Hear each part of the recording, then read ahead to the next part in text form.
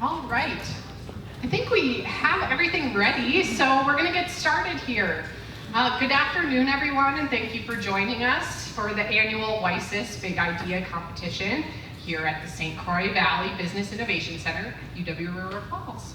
My name is Allie Marty, and I'm the operations manager at WiSys. For those of you not familiar with WiSys, we are an independent nonprofit supporting organization of the universities of Wisconsin and serve as the technology management office for the regional, comprehensive, and polytechnic universities of Wisconsin. The WiSys Big Idea Tournament is an entrepreneurship competition open to undergraduate and graduate students attending a University of Wisconsin school across the state.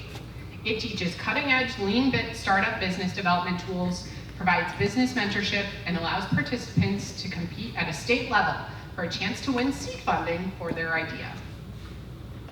Next slide, Ben. We have 13 students competing today in 11 presentations from 9 UW campuses across the state to compete at today's Big Idea Tournament. The students competed in and won a local qualifying pitch event on their campus, or was a student team selected through the at-large round. Some of these even were a part of the WiSys Innovation On-Ramp competition that happens in the fall. Next slide.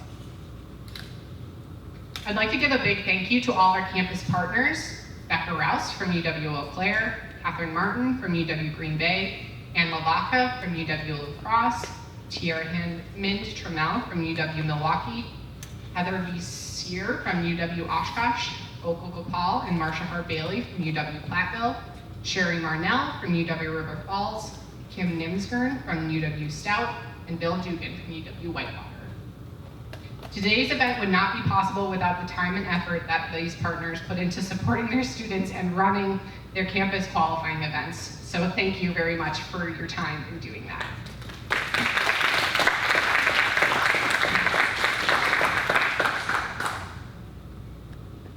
Over the past couple of weeks, these student presenters had the opportunity to attend training sessions for today's event.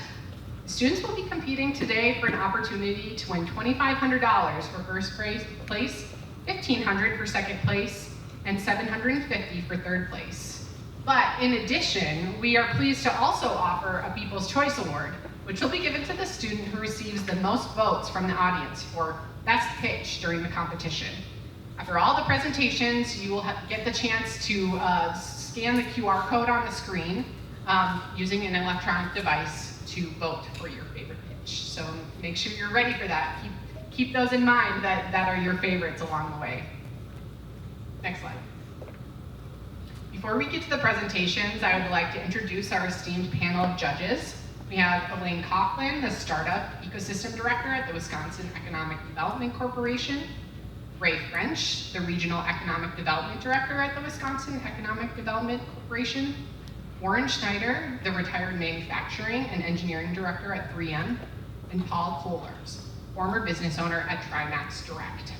Thank you so much for volunteering your time out of your busy schedules to take part in today's event.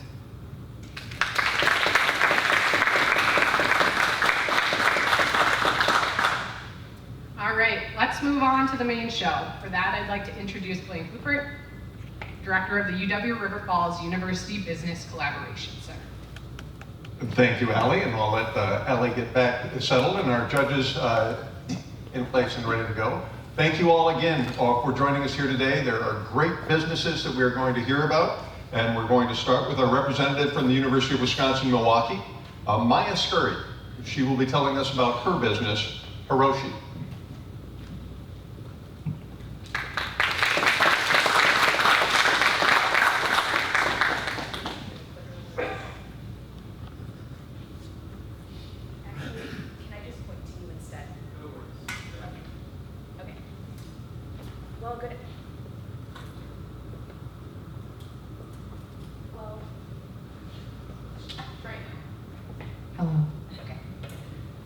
Well, good afternoon, everyone. I wanted to start off by saying thank you for the opportunity to present my startup. I'm super excited, and I can't wait to share what Hroshi has to offer the workplace. So a little bit about myself. My name is Maia Scurry. I'm a student at the University of Milwaukee, Wisconsin, currently pursuing my MBA. And my team includes Angela Krasanovic and Agna Chan. Angela advises on startup accounting, and Adna advises on tech development. We all come from different backgrounds, so we form a very well-rounded team. So, what is the problem? Well, employers can't compete on benefits anymore, and employees feel that their benefits aren't keeping up. Roughly 80% of employees say that they prefer more benefits over a higher pay raise. 70% of tech employees walk into a job with multiple offers, which only doubles on the recruiting work. And 26% of employees ask their employees for financial guidance, which doubled in around the last 2 years. So, what is Hroshi? Well, Hroshi is an employer-funded Bitcoin benefit platform that helps everyday hardworking people build long-term ownership in Bitcoin. So how does this look theoretically? Well, if an employer chooses to opt in, they'll have, let's say, 50 employees who choose to opt in. Let's say the contract amount is around $25 worth of Bitcoin per month to each employee. Our platform would provide each employee a digital wallet as well as distribute the amount of Bitcoin to each employee every month. We're education first, meaning that mandatory literacy modules are going to be required to continue receiving your benefit. And we're non-custodial, meaning we don't hold any funds, we don't touch any money. We are just the software, we are just the platform that distributes the Bitcoin and the wallets as well. And we also offer HR and analytics dashboard.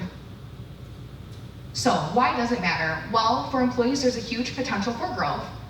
It's a real financial asset, and more places are starting to accept Bitcoin. And we also include, modern financial literacy. For employers, it signals innovation. It's also a full tax deduction. It's 100% tax deductible, and that IRS subsidizes roughly 30%. And it also drives retention and talent edge. So my 3 riskiest assumptions. Well, 1, I assumed that this would appeal to broadly across all employees. Roughly, when I was doing my market research, I've interviewed about 100 employees. It appealed mostly to people between the ages of 18 and 35. I assume that any employer would offer this benefit. I've been speaking with multiple employers, and the ones who have shown interest so far are tech employers. And I assumed that any custodian would be able to support the build. So the custodian is who handles KYC and AML. They also would be the ones who are holding the assets for the employees. And roughly, most custodians do have a minimum, but the custodians that we're now looking at are ones that would be able to pilot with an MVP. So, where are we? We have a fully clickable app prototype of both the employee flow as well as the employee and employer flow. We've had 10 plus employer conversations. That includes the chief of HR at NVIDIA, the chief of HR at Pfizer, the chief HR at Costco, chief HR at Fetch Rewards, and chief HR at Synctera. I do a lot of my outreach on LinkedIn and Rocket Reach. We've had over 100 employee conversations, and in motion, we are in talks with potential pilot partners, which include some of the people who are listed as the employer conversations, and we also have an MVP MVP development contract with Zentrix Labs, which is our development team in Serbia. My friend who is helping me is Serbian, and so that's why we're going with our team in Serbia. I also was notified yesterday that our team was selected for the first round of interviews for the Northwestern Mutual Generator Accelerator. So that's super exciting because I remember I applied with a different business idea and I didn't even get an interview. So the fact that we're even, in the first round of interviews is really exciting. And because Northwestern Mutual is one of my pilots that I really want to do, that would be great and put us on the map. Next. So today we're asking for $2,500 in funding. $300 would go towards a provisional patent, $500 would go towards a C Corp application, $600 would go towards the MVP contract down payment, and then $1,200 towards legal and compliance. Every benefit was once new. 401ks, health insurance, they were all once looked at as unfamiliar, experimental, and debated. It was around the 70s when the 401ks became a thing, and it was around the 40s, the 50s when health insurance became a thing. So we believe with Hroshi, employer-funded Bitcoin and digital assets might seem unfamiliar today, but we believe it's going to be standard within the next 10 years. In 10 years, my employer gives me Bitcoin every month won't sound radical. It will be a part of a normal benefits package.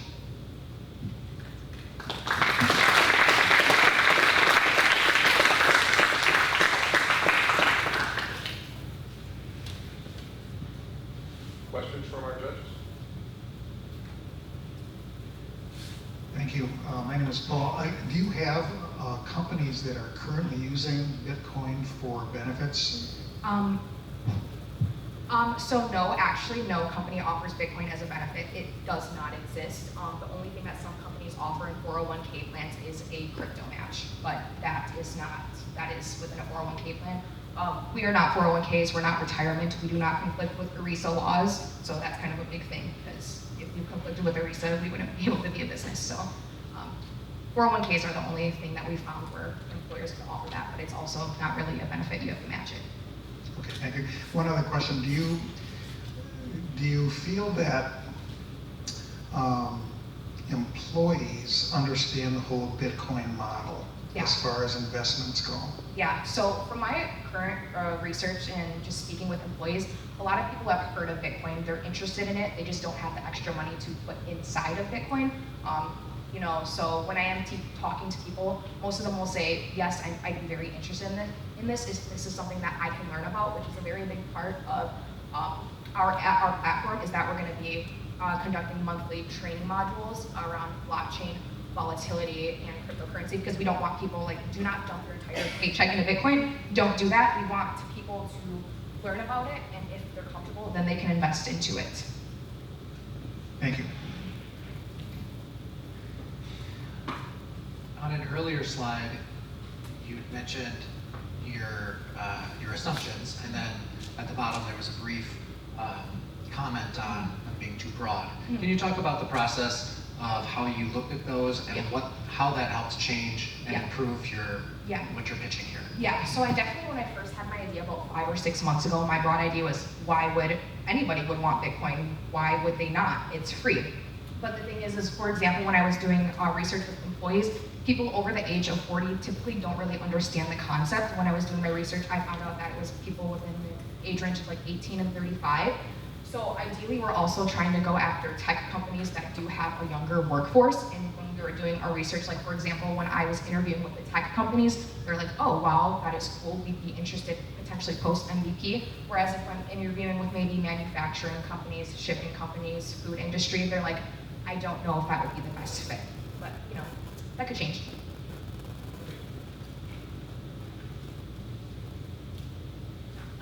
What is the added cost for a company to implement this into their benefits? Yes, so it depends on the contract amount. Right now we're looking at between $25 to $50 per month as the benefit, and then per employee per month for the pilot we're looking at around $15 per employee per month.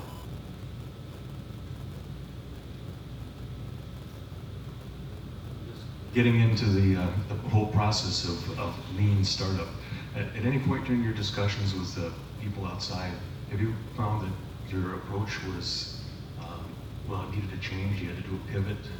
Were there any major changes you made since the beginning? Yeah, I think just kind of my outreach, I was going after a lot of, I think, companies that were, like I would look at like companies from like all sectors of life, and in reality, I think I really need to go towards tech-forward, more innovative companies. I was thinking that this is something that any employer would offer, but realistically, like maybe that could be the future, but right now it would need to be like companies ideally probably in the Bay Area, in Chicago.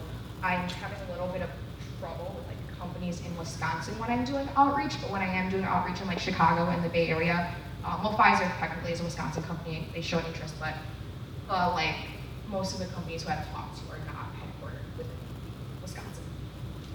Thank you, Maya.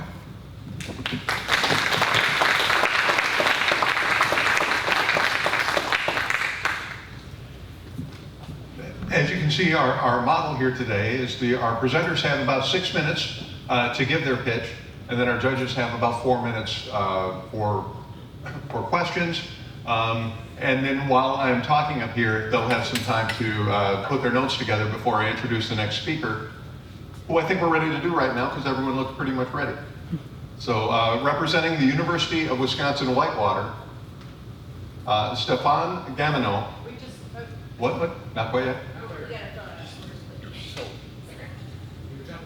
Oh, come on, you looked ready.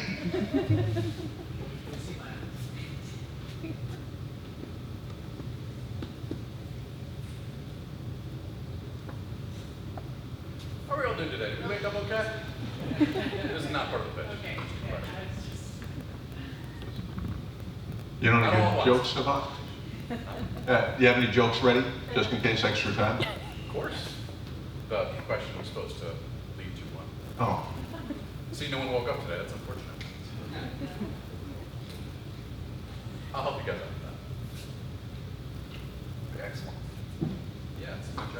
And how was the drive up from Whitewater? Raining. Great. All the way through? Great. Pretty much. Kind of storm chased the whole way here. It's exciting. It's my next dream job. Oh, okay. Excellent. Excellent. We're almost there.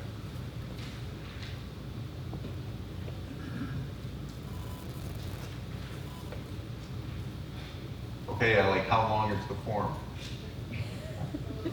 Okay. All right, my apologies to you, Stefan, for having to wait up front, but Stefan Gamino? Yes. My apologies again. That is okay. Stefan Gamino from UW Whitewater, and he will tell us about his company, the Element Alarm. That's right. Just let me know when you get it. Awesome. Hi, my name is Stefan Gamino. To sleep in or not to sleep in? That was the question I wanted to answer. Because I realized something, guys. People don't struggle with waking up on time. They struggle with getting out of bed on time. And a year ago, as a sophomore chemistry major, I personally experienced this frustrating dilemma. Setting 5, 6, sometimes up to 10 alarms, and still finding myself sleeping past them. So I started trying to solve my problem with the lean business model canvas. My core hypothesis was that people condition themselves to ignore alarms over time.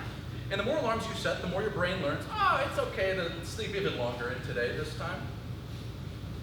So, to test this, in just 1 month, I surveyed 150 people in person at UW Whitewater and local gyms for free.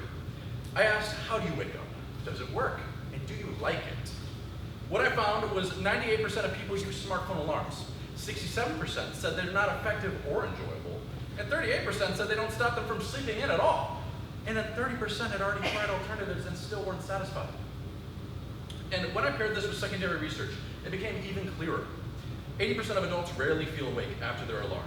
57% hit snooze due to chronic fatigue. This is all, by the way, a census of the United States. And over 56% of adults have tried viral sleep optimization trends. So people aren't ignoring the problem. They're actively trying to solve it. Yet, no solution in an enjoyable way solves that groggy urge to go back to sleep upon waking up, called sleep inertia. So I updated my hypothesis on the canvas again, and my thought was, if we could stimulate the brain directly, we could override sleep inertia. And my research brought me to peppermint essential oil inhalation. The menthol base in it activates receptors in the olfactory nerve that go up to your brain's alertness and focus system, which is why people feel instantly refreshed when they inhale it directly. Next, I wanted to see if other solutions leverage this sense science. And Boom Boom Sticks actually do, but they're marketed as an on-the-go boost and aren't an alarm clock at all. I also found that they steer many away with their lack of variety of smells, according to the 30,000 reviews. That'll be useful later. And when I found Hatch, which uses circadian light therapy and can wake your body without even using sound, but they can't stop you from waking up groggy, which leads to that urge to sleep in. While completely different products, I believe they both solve half of the problem. So I built my first solution, the amplified alarm, a wall-mounted device that sprayed an energizing peppermint mist. My hypothesis, if I could guarantee they'd smell it, I could guarantee they'd wake up. But after testing and surveying 100 college students, in 3 weeks I learned it couldn't reliably reach the user because of airflow in the room. And if you got wet, it could potentially be irritating. And so even if it was effective, if it was annoying, we're no better than just kidding, don't worry, no one needs to listen to that ever again. And that led to one of my biggest insights. Even if it was effective, if it's annoying, people will pay the same amount as they do for the free option. So I updated the canvas once again. And I needed to make it as enjoyable as it is effective, which brought me to the kickstick, a more pleasant system combining light, sound, and scent diffusion. And I surveyed the idea with 200 adults at my college and gyms, and under 1 month for free, here's what I learned. The people who would pay the most are people who strongly value their health and recognize their phone habits are affecting their sleep. But even if it was effective and enjoyable, if it didn't look good, which according to the target market it didn't, 80% respondents wouldn't pay more than $70 for it. So then I knew this had to be as enjoyable as it is effective, as it is aesthetically pleasing. At the same time, I tested feasibility. I took my design files to a manufacturer, and in 1 day I learned it would cost over $100,000 to make this device. I had to find another way. And a week later, I partnered with UW Platteville's engineering program to develop this entirely with professors and engineers for just $1,000. Their partnership is now helping me develop my final theory, that an enjoyable and elegant alarm, combined with inhaling peppermint, would create the most viable, feasible, and desirable wake-up experience. That led to the element alarm, a device that uses circadian light to wake your body like Hatch. Sounds you actually can like, and your favorite scents mixed with peppermint to alleviate grogginess in seconds. And it uses natural essential oils that are all stored in this energy stick consumable to energize and refresh your mind. One side connects to the device to diffuse your favorite scent when you wake up. The other side you use to inhale through your nose the energizing vapors mixed with your favorite scents to turn off the alarm. It also has a different proprietary design that prevents mint from overpowering your scent of choice while maintaining the positive effects. And quick disclaimer, no, it's not a vape. We use a razor and blade D2C model because our target consumer is most likely on their phone right now, those habits. We plan to charge $149 for the device and $15 per scent stick, with recurring purchases every 2 months for new sticks. And to stay lean, we crowdsource new scent ideas based on real consumer demand from the app and the website. So we only produce what is actually what people want. To validate this demand, I surveyed another 200 wellness-oriented adults and college students using the Westendorf price model. And we validated that the price of $149 and $15 per scent stick are both considered expensive, but worth buying, for 50% of that 200 target market respondents, who also gave their email to be notified when they can buy it. Our next step is launching on Kickstarter, which will cost $25,000 for the marketing campaign. But the reason we're choosing Kickstarter is because even if we don't hit our 300 units sold year one goal, all orders will be refunded. At the end of the day, the $24 billion sleep tech market is long overdue to fix this problem. We've solved the growing alarm struggle from our year-long mission to find the best way to wake up. Now, help us end the morning struggle for good. Thank you.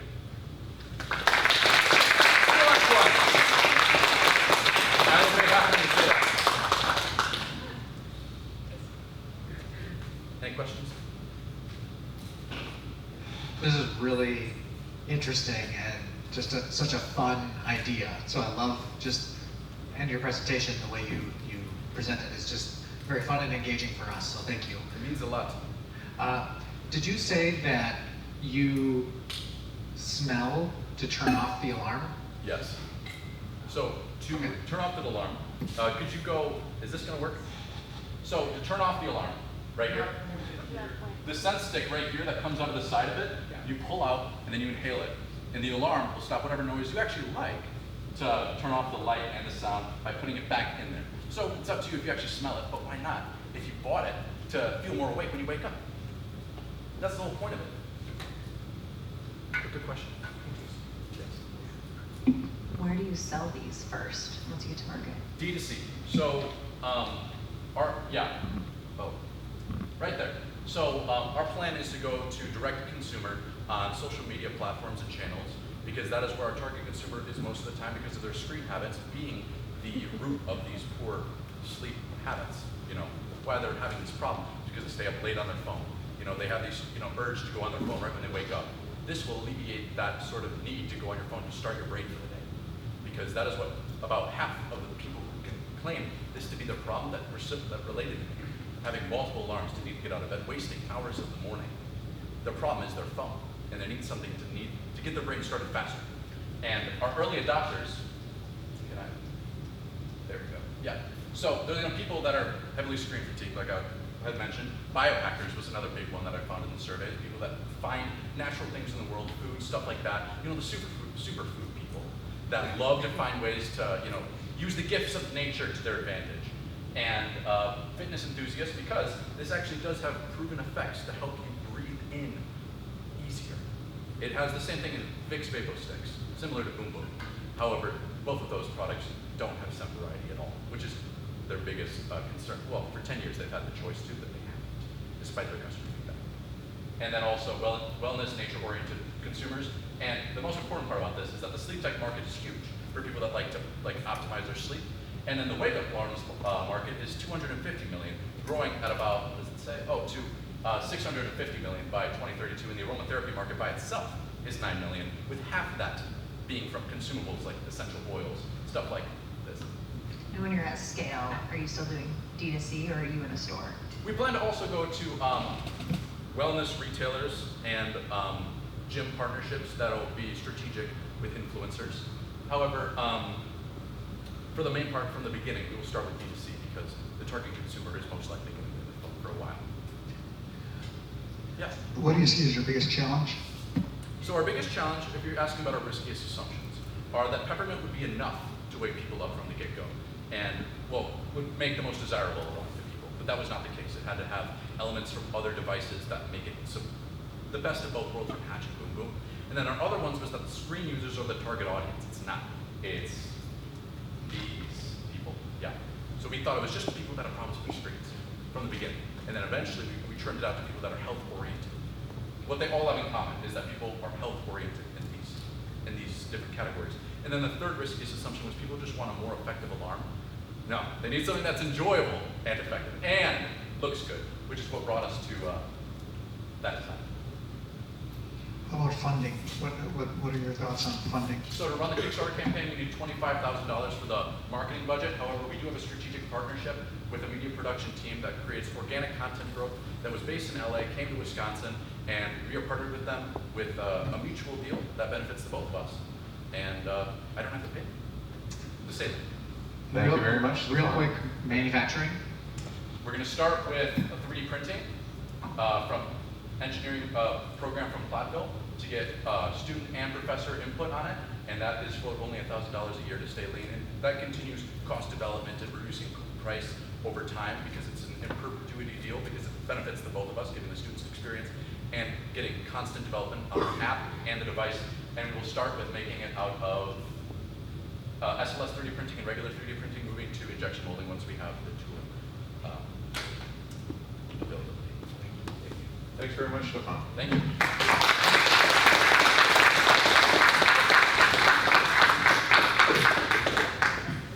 A reminder to everyone that all students who participate today are guaranteed a scholarship to attend the 2026 WiSys Spark Symposium.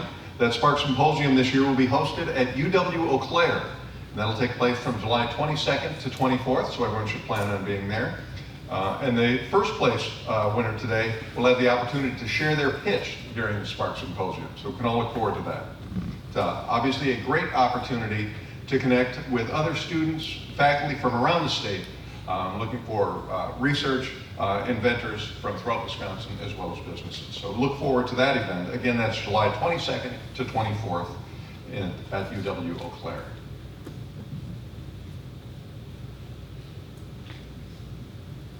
If this is working, okay.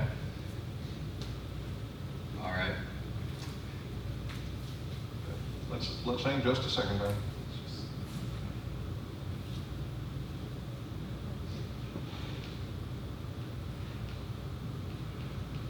Ray says we're not allowed to start until he looks up.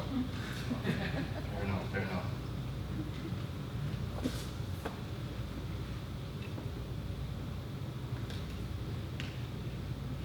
Thanks, Ray.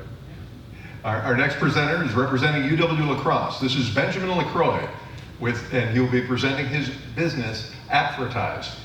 Hi, yes. So first of all, thank you for the kind introduction, everyone. My name is Benjamin LaCroix, and I'm super excited to be presenting for you today my company, Appvertise, which is a fresh, new type of advertising agency. Now, I would first ask for all of your guys' names, but unfortunately, like the rest of my generation, I would forget all of them. You know this, we spend too much time on our phones. Which leads me to my first problem, and that's that companies, they're not actually losing customers, they're losing people's attention. And so I set out to change this. I realized that, number one, there's too many marketing methods are actually outdated currently. They're not effective as they used to be, and that's because people's attention spans are shortening. In addition, I noticed another problem. On the App Store, there are around 4 million apps active, 1 million of which are dead apps. So for simplicity's sake, you can think of this. You download an app once, and then you never use it again. It's just forgotten about. So my idea is to actually create a brand new type of marketing method. I've coined it called dead app marketing. And what it does is it sort of recycles these dead apps, these 1 million dead apps that people aren't using, and it repurposes them into advertising space. You can think of them as a sort of digital billboard. And so that also leads me to my unique value proposition that this is a unique and eye-catching idea. It's something that's never been done before, which is also my unfair advantage. So yeah, keep it in mind. That aspect for how it can be truly scalable and the immense potential that comes with this idea. Now, I did some research to validate this. I found that Salesforce, in a survey of 4,500 marketers, found that there was a demand for new marketing methods. Additionally, Duke and Deloitte found that 49% of marketers reported decreased spending levels. So that really kind of gives me that desirability aspect. People are actually in demand. Companies want this marketing method. So let's take an example. Here is Music Moo. Okay, I had to, sorry for the joke, I had to pick one relating to Wisconsin. So Music Moo is a dead app. It's one that people have downloaded once. It's a streaming service that no one actually uses anymore. Now, what my company Appvertise is going to do, we're going to find another company, possibly in the same niche like Spotify, and we're going to turn around and come up with design elements as well as coding within the apps to change this into marketing. And so here's an example. On the left of the screen is the phone that Music Moo originally looks like. And then on the right, my original idea is that I was just going to remove all of what Music Moo was, so that now it just takes you straight to the advertiser's website, like Spotify. That's one way this could work. And so here's kind of what I'm looking at again. As you can see on the bottom right, that's kind of what I'm talking about with this digital billboard. The app icon is the advertising space. And we're gonna have notifications as well, indicating to draw people's attention to this. So, you know, people are just gonna be surprised when they look on their home screen and they see, why do I have 2 Spotifys? It's something that's never been done before. And so I did, in an attempt to validate this further, I did some surveying around campus. And I asked people, would you like to see apps that you don't use provide value to you in some way, possibly through early discounts, access, etc.? And the response was overwhelmingly yes. So then I asked a follow-up question. If yes, would you be okay with removing the coding to provide the link to the discount? And what they said actually shocked me.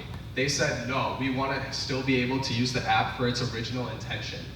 And so I knew I had to make a change. This led to my first pivot. No longer would I be removing the coding within the app and making it just bringing you straight to Spotify. No, we're still going to have the original features, but instead we'll maybe have some form of advertising within. As you can see, you know, it'll be like a pop-up ad there. And so just to kind of give you an overview of what this looks like, originally I thought I would be buying up all these dead apps and then turning around and finding advertisers to go with it as well. But the problem is that this was an immense startup cost, and I would also take on ownership liability from owning so many apps. So that led to my second pivot. Instead of buying up these apps, instead I was going to contract with these dead apps instead, so I can reduce my liability and startup costs. This brings in that viability and feasibility aspect. And so to kind of go over how am I actually going to be making money from this model? It's all going to come exclusively from the advertisers. That's where the money's coming from. And from there, we'll be charging them a flat fee, as well as a percentage for all the money we make from the actual campaign.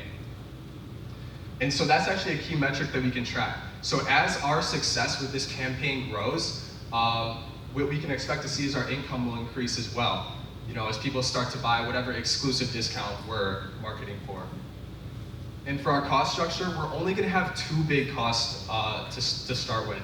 The first one is paying the dead apps to contract with them and use their advertising space. The second one is to pay a developer or just like an employee to actually create the advertisements, the coding, the pop-up ads, etc. And so when we're looking at our ideal customer segments, the dead apps, we're going to want those that have a high number of active installs and low or no current revenue. Additionally, we're going to want advertisers that are innovative and have a demand for effective marketing. And so an example of an early adapter could be small businesses. Now, if there's one thing I want you guys to remember about my business idea, it's that it has immense potential. This is something that's never been done before. It's been validated through testing, and we're really excited to see where it goes. Thank you.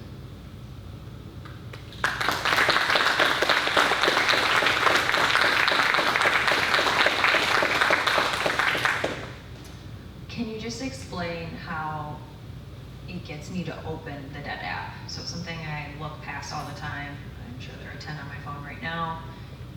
When you made that first pivot, are you still planning to change like the icon where it looks different and I'm like, what is happening? And then I click it? Is that kind of the idea of how to get my attention? Yes, so that's the whole idea of what we're looking to do here. we're looking to shock people with them being like, what is that on my phone? I've never seen that before. I didn't download that app, right? But it still is technically the same app, but just with a new look to it. Additionally, as I mentioned before, there was going to be those notifications on the phone that would also come through to drive people's attention. And as part of your surveying, did folks say that's something that's interesting to them, or does it bother them? It feels like they're being directly advertised to. We're not so used to that anymore with influencers and things. Yeah, no. Oh, it's a direct advertisement. How do folks feel about that? So people, the first initial comment I got was that this feels invasive. Okay, it's something that's never been done before, but I would like to counter that and say that's exactly the point. We want to grab people's attention in a unique way. We need people's attention in creative ways like this before. And people were actually okay with it because they're gaining benefit from nothing, right? They aren't actually using the app anymore, so it's kind of a no-brainer. Why wouldn't you take, maybe an exclusive discount, for example? Were you able to talk to any dead apps as part of your research? Yeah, so I actually haven't talked to any dead apps so far, but this doesn't mean that they aren't willing, because what I've noticed is looking through like marketplaces for dead apps, they really just want to gain money. You know what I'm saying? They're looking to sell for as much as they possibly can with no revenues, but what I'm noticing is that they don't see the value in the number of active installs they have. They only see the value in the money they're generating through the apps right now. How do you determine what's a dead app? Yeah, so dead apps are those that have almost no active users. So those are those apps that you download once and nobody really uses again. So how do you find that out? I'm just wondering how you would find a dead app. Is there like deadapp.com somewhere? No, I get it. And so actually, in a way, there kind of is. There's these data scrapers that will go and find this data for us online. An example of one is a place called Appvertise.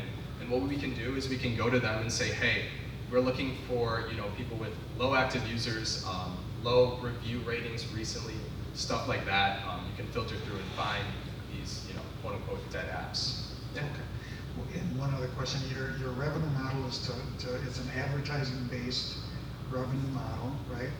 And so what's your plan to get advertisers on your site? Yeah, so actually this is what I have in my appendix right here.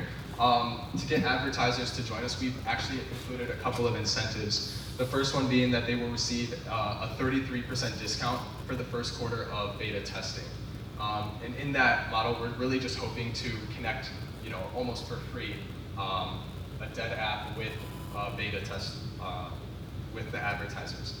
And so what we can do from there is really just incentivize them to say, hey, try this out, and then we'll charge you later from there on at a reduced rate. Thank you. Yeah. Thank you, Benjamin. Thank you.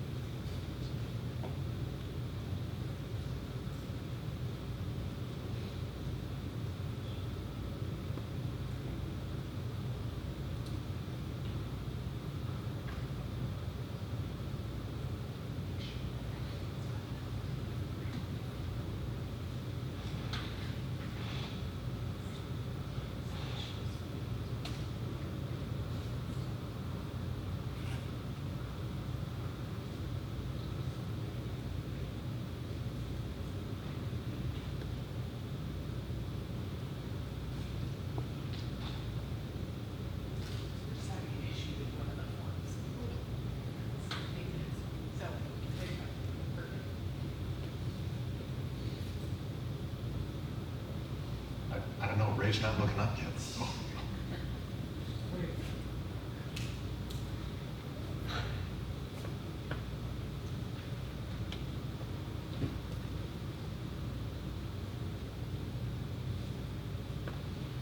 Do feel free to play with the props. Just be aware that a couple of those kits have needles in them, so don't like stick your hand in.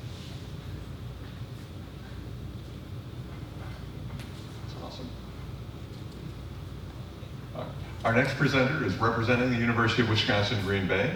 This is Natasha Holzem, and her company is aptly named Cookie Tin. So there's little better than opening up a gift from someone who made you a handmade gift. Or accomplishing a craft that you never thought you'd have the skill set to do. I learned to knit from my grandmother, who used to make us scarves and hats every winter. I learned to sew at a kitchen table with my mom, off of an old sewing machine we actually called Grandpa. I learned to crochet and embroider from friends who made art projects and beautiful handcrafted pieces that were passed down from generations. Unfortunately, this creativity is being diluted, both through the loss of master crafters and through the increase in generative AI patterns flooding the market. Frustration and injuries are actually very common among beginning crafters due to poor technique and poor habits. If you see a really cool idea on Pinterest, but you don't know where to start, how do you know if it's a real pattern or if you just spent money on nothing? So, how do we pass along these skills in a way that's both satisfying and cost effective? How do we make sure that people have resources so that they know where to start? Cookie Tin is a product and services platform. It is both grand and simple. In its ultimate form, it's a platform where master craftspeople can pass along traditions and beginning crafters can find everything that they need. Imagine.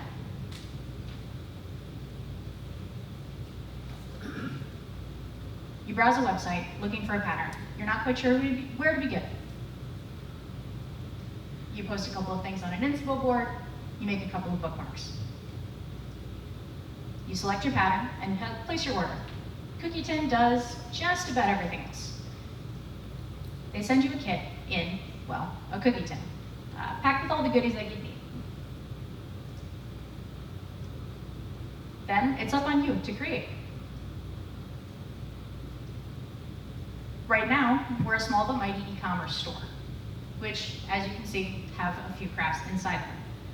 We started off with 3 handcrafts based on market interviews and initial customer feedback: knitting, crochet, and hand sewing.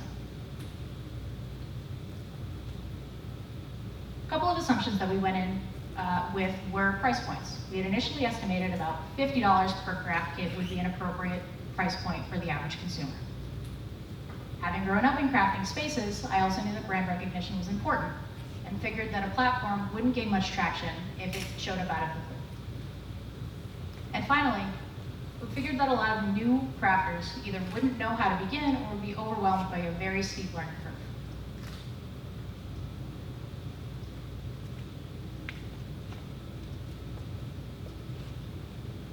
In order to address brand recognition, we actually partnered with a few known voices within the community, such as TechKnitter and Antiques Pattern Library.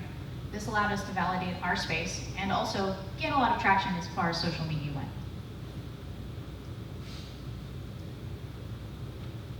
Our price point, or the learning curve, ended up being addressed by changing the way that we gave instructions.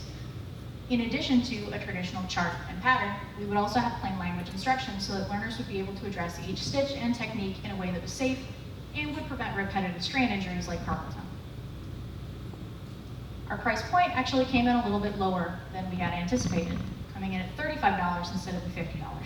This caused us to change a bit of a direction. We went with new vendors, changed a lot of the patterns, and solicited customer feedback.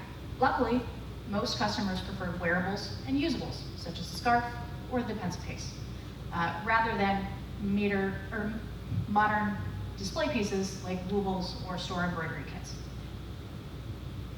For our next steps, biggest thing is expansion. So we're fairly small right now. We primarily deal in physical kits. The platform has a few features planned, and I've spoken to development teams, but we didn't want to roll out everything all at once because the cost would outweigh any of the sales that we had generated. We would like to pay for additional testers and crafters to validate new patterns, get all of our patents in place, and then make sure that we're partnering with the appropriate social media influencers in order to make sure that we're gaining traction.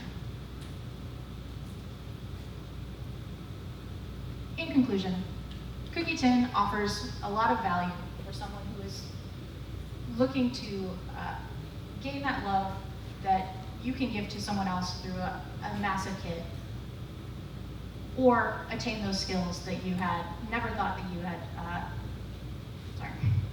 or attain the skills that you never thought that you would accomplish.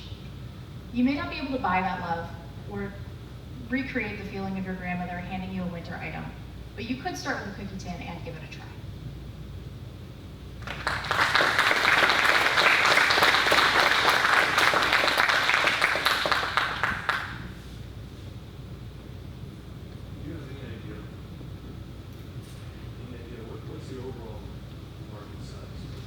So for yarn crafting and quilting specifically, it's a $37 billion annual industry.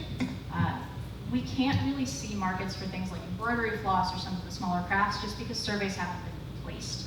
Certain magazines have done very small scale testing for those kinds of market caps, but the information is not readily available. Did you give any thought to, your branding? Your product is Cookie Tin, but your product is yarn and crafting. So in my mind, there seems to be, if somebody is trying to find you, are they going to end up thinking they're getting cookies, or is that what was your thought process going through the name of your company? So there's a joke within crafting spheres that a lot of people actually didn't realize that Dan's cookie containers contained cookies at one point. They always contain sewing supplies or knitting, crafting, that kind of thing, so that it's actually more recognizable as a crafting kit than it is as a food item, especially if you're entering those areas. When you think about scalability, have you considered a subscription model type? Yeah, so as part of the platform, our main competitor is Ravelry, who has an entry-level sign-up. They have about 9 million active users. So we would offer that option, and then the idea is with some of those influencers offer exclusive colorways, make sure that those patent creators who have their own social media following are going through us, and then we're earning sales through that way. A subscription model was initially anticipated, but it didn't play well with folks who didn't have the time in order to do all of that crafting. As a crafter myself, I only have a certain number of hours a week, so Christmas is hectic when I'm trying to make hats and scarves and all of that stuff.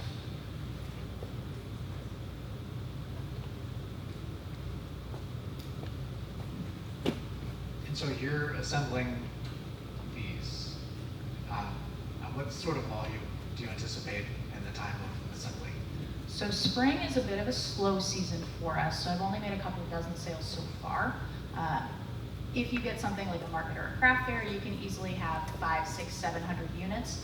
We're a two-person team right now, my husband and I, for creating all of these kits. It's actually fairly simple. We have about a 40% profit margin on all of the kits if you account for labor. That number would end up being quite a bit higher if I could get more volume. The tins, unfortunately, are either you order 50 of them or you order 5,000 of them, and there's no in between. Do you get a discount if you send the tin back so you can recycle it? That would be the idea. Part of what we would like to do as we expand is also offer exclusive colors or exclusive parts of those colorway to turn them into a collector's item.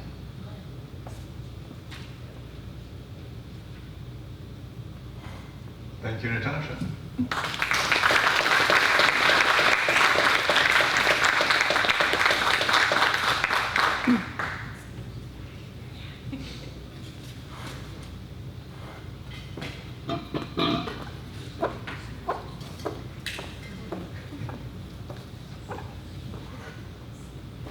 So while our judges are working, how many of you in the room is this big idea tournament that we're at here today, how many of you, is this your first experience with WiSys?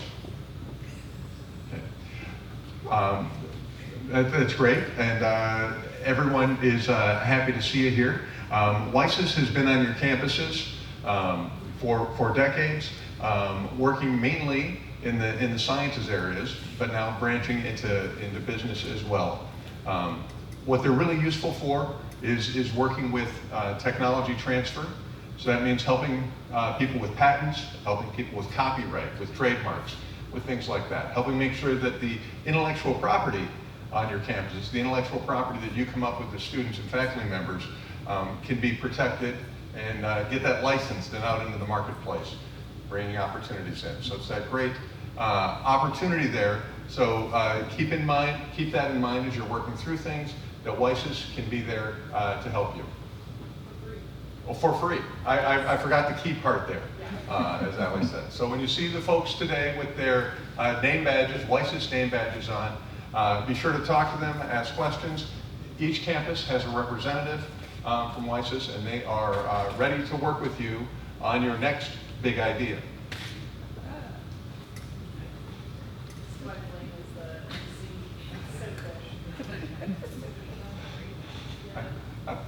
I don't know, Ray looked up there for a second. I almost took that as a go. All right.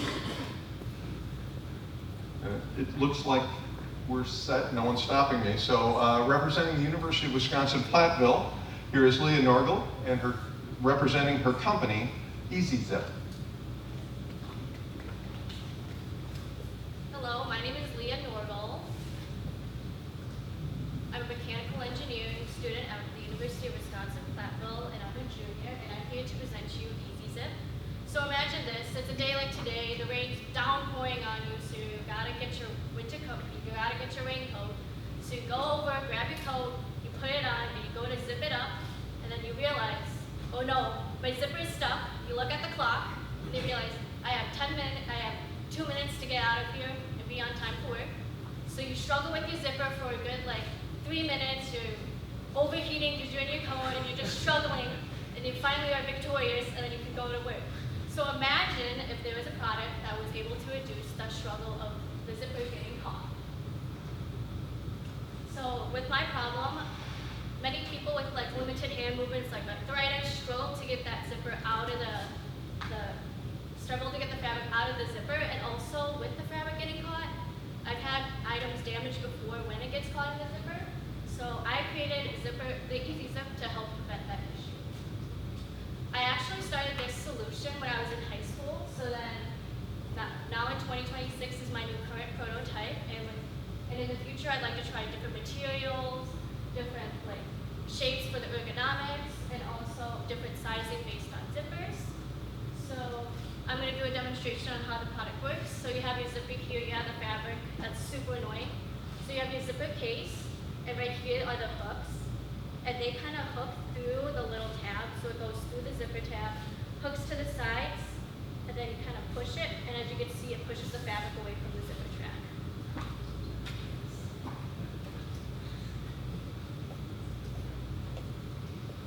Alright, so this is my lean business canvas. As you can see, my gross margin is 75%. These cost about 25 cents to make, and then if you sell them for $1, and I like to try to sell them in bulk, so a pack of 50.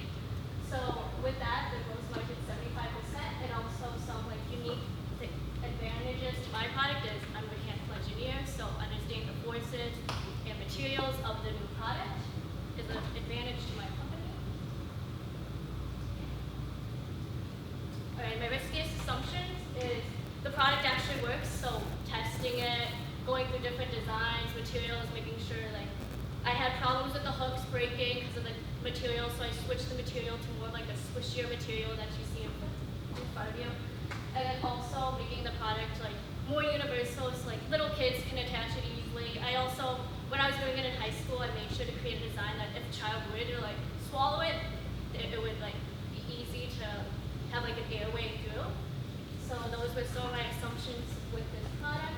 And also I wanted to make sure there weren't any other devices like mine. So I did a search on Amazon. As you can see, there's stuff for zippers, but nothing that pushes the fabric away.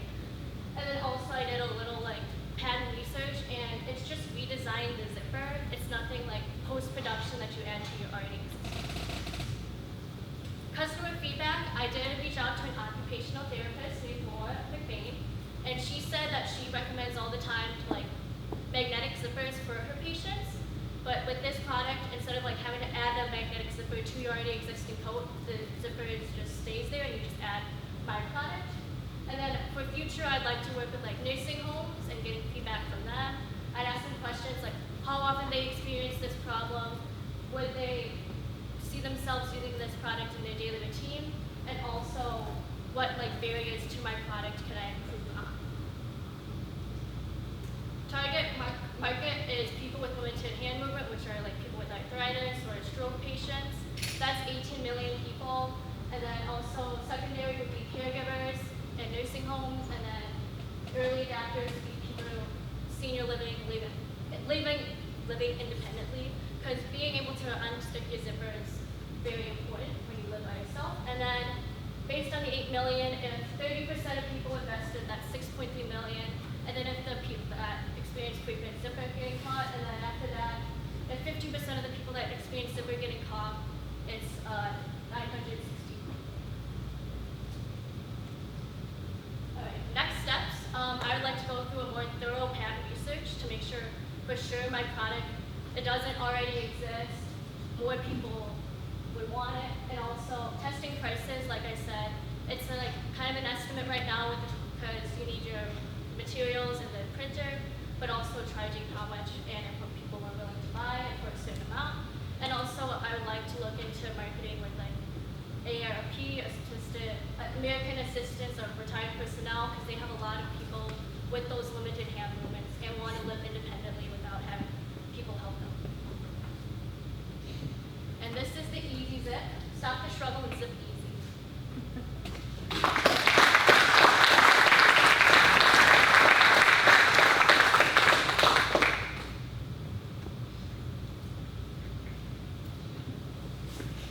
I noticed that a lot of your target market is going to be elderly people, right?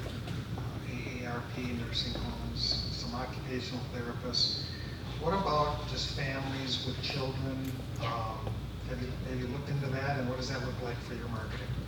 Well, I actually have a brother-in-law. I did give him some. He is a high school, he is an elementary school teacher, so I gave him some so he can hand them out to his teachers and getting used to that. A suggestion, you just go to any parade, like get into parades and just throw out a zipper, because there's so many kids. So many times I have to help my kids with their zipper if it's stuck, and it is when we're trying to get out the door. It's exactly what you described.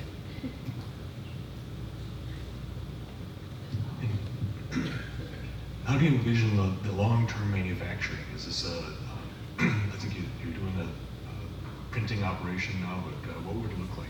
And could you do these for tenths of pennies rather than 25 cents? Yeah, the downfall of 3D printing is, well, when I 3D printed, I 3D printed 250 of them.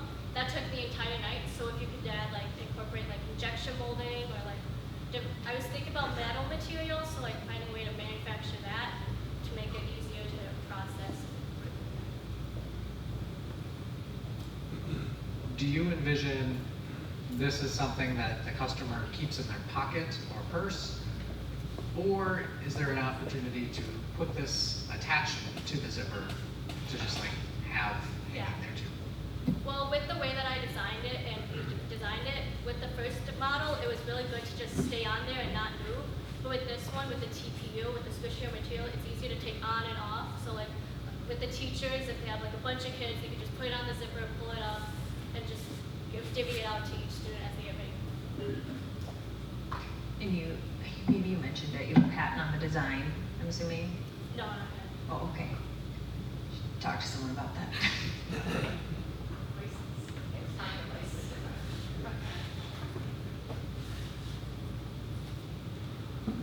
Thank you very much, Leah.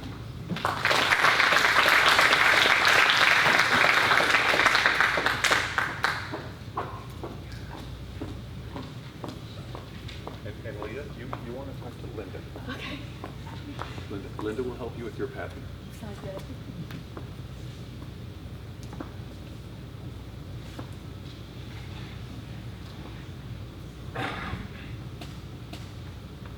No cookie yesterday. No. I don't know.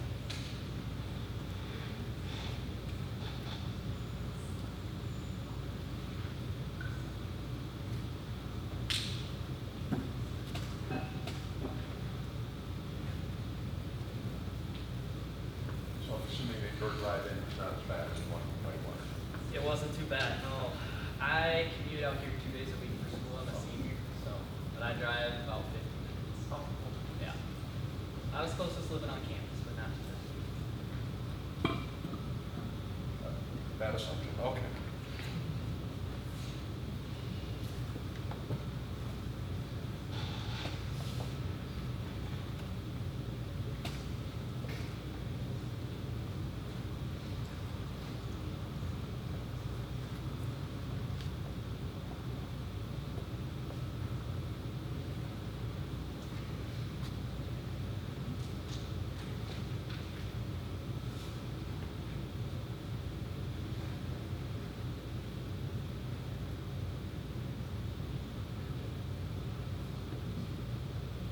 All right, and our last presenter before break, representing the University of Wisconsin River Falls, here is Spencer Anderson to tell us about his company, Stocklock Advisors. $55 trillion. That's the amount of money in U.S. sponsored retirement accounts right now, exposed to the S&P 500, that's unprotected from the ups and downs of market swings. Now I'd like to start out here by asking 2 key questions. 1, are you or is someone you know investing for retirement? And 2, what steps are they taking to protect that investment? Next slide. All right, so starting out with some background, when you think about some of your largest assets, you think of things like your house, your car, your health, your time, etc. And besides being super valuable, the one other thing they have in common is they're protected with insurance. This led me to really ask the question, why don't we protect our stock and retirement portfolios in the same way? I took a few steps from here and found some statistics out there. I found that between 70 and 80% of people are extremely terrified of market downturns and running out of money during retirement. The stock market itself in the U.S. is a $69 trillion industry, and then on top of that, really from there, I moved into my next step here, which is coming up with some general assumptions and hypotheses. My first one here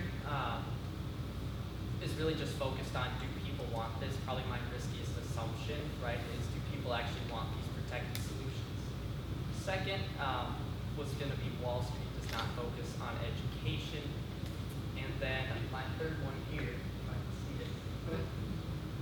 My third one here was really my solution that I had in mind, was that I could build my own solution to help meet these needs. Next slide. Perfect. Next one, please. Perfect. So I really used the business model canvas as my guide moving through this project. Started with my value proposition. From there, really looked at who I need to get in contact with, different relationships, channels to get this idea out there. And then followed up and finished with some key partners and activities I'd be doing day to day to help this business run successfully. The first thing I really wanted to test was the desirability. So from here I went out and interviewed 40 individuals, asked them, how does your retirement portfolio work? Are you interested in implementing some sort of protective solution? And my main takeaway here was that people are super interested in this topic and understand insurance, but they don't necessarily invest their own money. Typically, they're putting money into a 401k, getting it matched with a company, and then using a financial advisor, a pension fund, something like that. And so from here, I made a pivot from focusing on individual customers to going directly to financial advisors. I decided to talk to a couple. They told me they're actually really interested in learning more about this, encouraged me to take time to pursue it, and then present my findings back to them. That really validated that first hypothesis.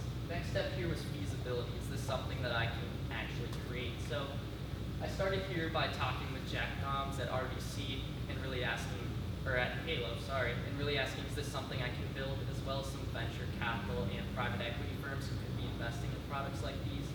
They were pretty quick to tell me, a couple clicks, pretty quick to tell me that I need at least $50 million to get something like this started, and the space is super saturated right now.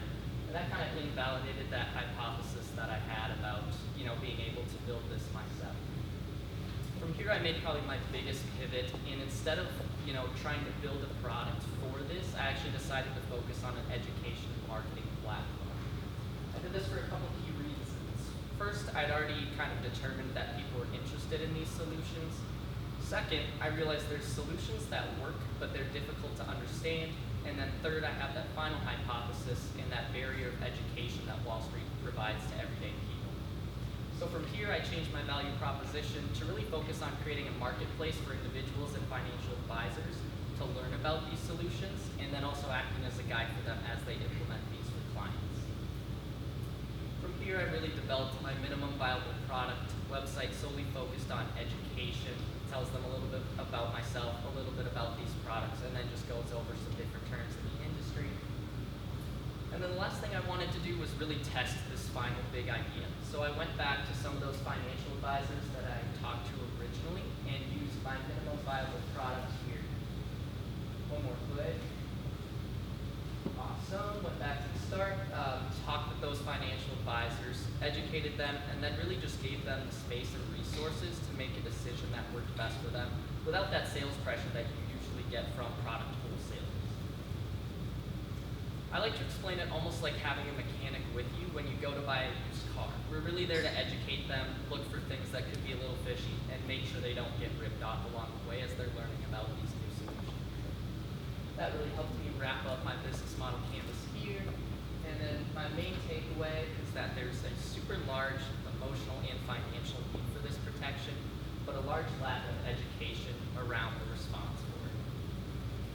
From here, I'm looking at kind of some next steps are going to be talking and networking with more financial advisors. A big one for me is going to be creating free content for everyday people such as yourselves to learn about these products, and then almost use it as a marketing platform where you then can approach your financial advisor and ask them these questions instead of me coming and trying to sell something to the advisor who's already busy.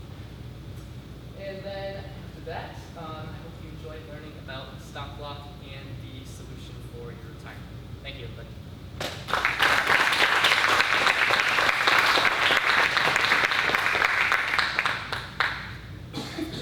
What questions can I answer for you? Can you explain how the education service works? Is it like programming? Is it a class? Is it just rolled out content? Learn at your own pace? What does the actual like service look like? Yeah, so for me, I'm looking at offering some different levels.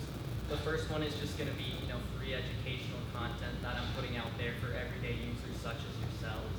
The next level of that is going to be more of a subscription, hands-on service for the actual financial advisor and guiding them through this process. And then last, it's going to be an additional fee on top of, the revenue from their clients that they're putting into these products and for connecting them with these big suppliers who build these products, custody the assets, things like that. Yep.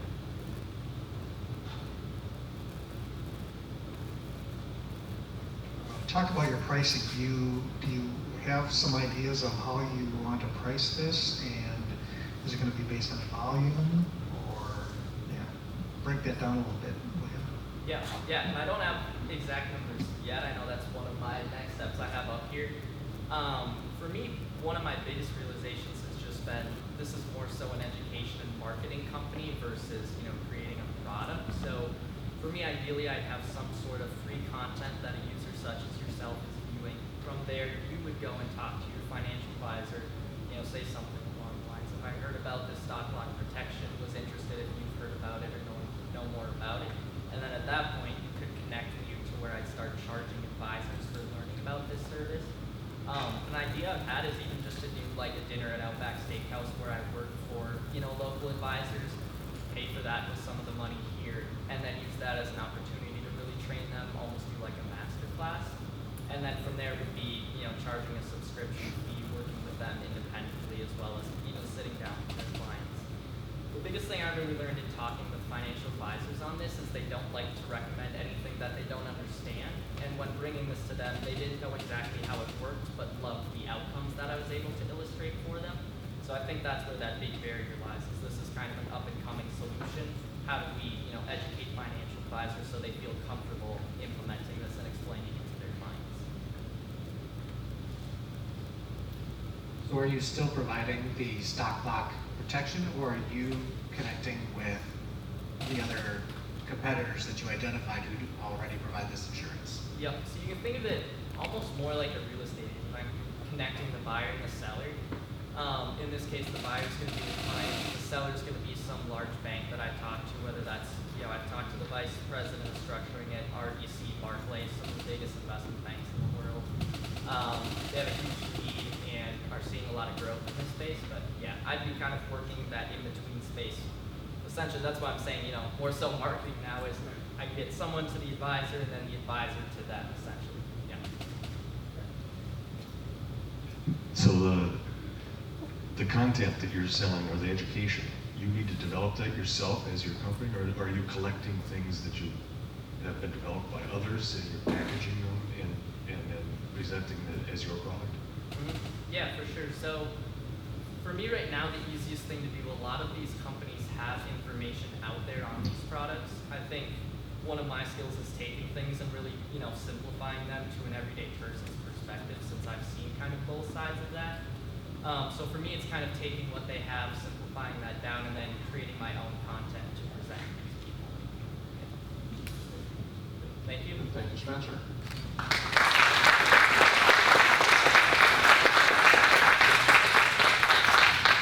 And we are now going to take a to Wisconsin Eau Claire. Here is Kyle Berres, and his business is the Roaming Bear Pizza Company. Hello there. Now, how many of you all like pizza? Yeah? Good, because I'm about to introduce you to your new favorite. Now, this all started about a year and a half ago when I had a rope swinging accident that resulted in me being in the hospital with a traumatic brain injury, unable to eat solid food for multiple months. Now, I had started making pizzas prior to this accident, but it was just for fun for family and friends. And I enjoyed it, but it wasn't quite something that I was super interested in. But after this accident, I really started to love it. Because as soon as I was cleared to eat solid food again, I made pizzas for my entire family at our deer camp. And I saw the joy and the connection that it brought them. And I realized I want to spread that to everybody that I can. And that's when the Roaming Bear Pizza Company began. And before I did anything, I started to do some research.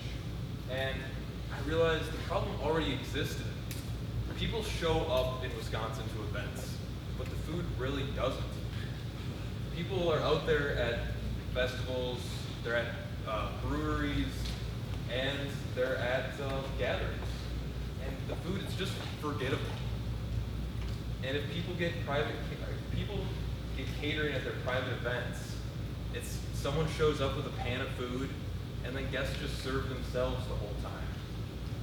There's no craft, there's no experience, and it's just a transaction. But that's where my solution comes in, where the Roaming Bear Pizza Company is making fresh, stone-fired pizzas right there in front of the guests, no matter where they are gathered. And my market research has shown that this problem truly is a problem because the food truck industry in the United States brought in $2.8 billion in 2024, but only 6% of that was actually pizza food trucks. So the pizza, like actual having live, fresh pizza at events is basically non-existent in my markets. So the Roaming Bear Pizza Company serves Eau Claire, LaCroix, and anywhere people gather.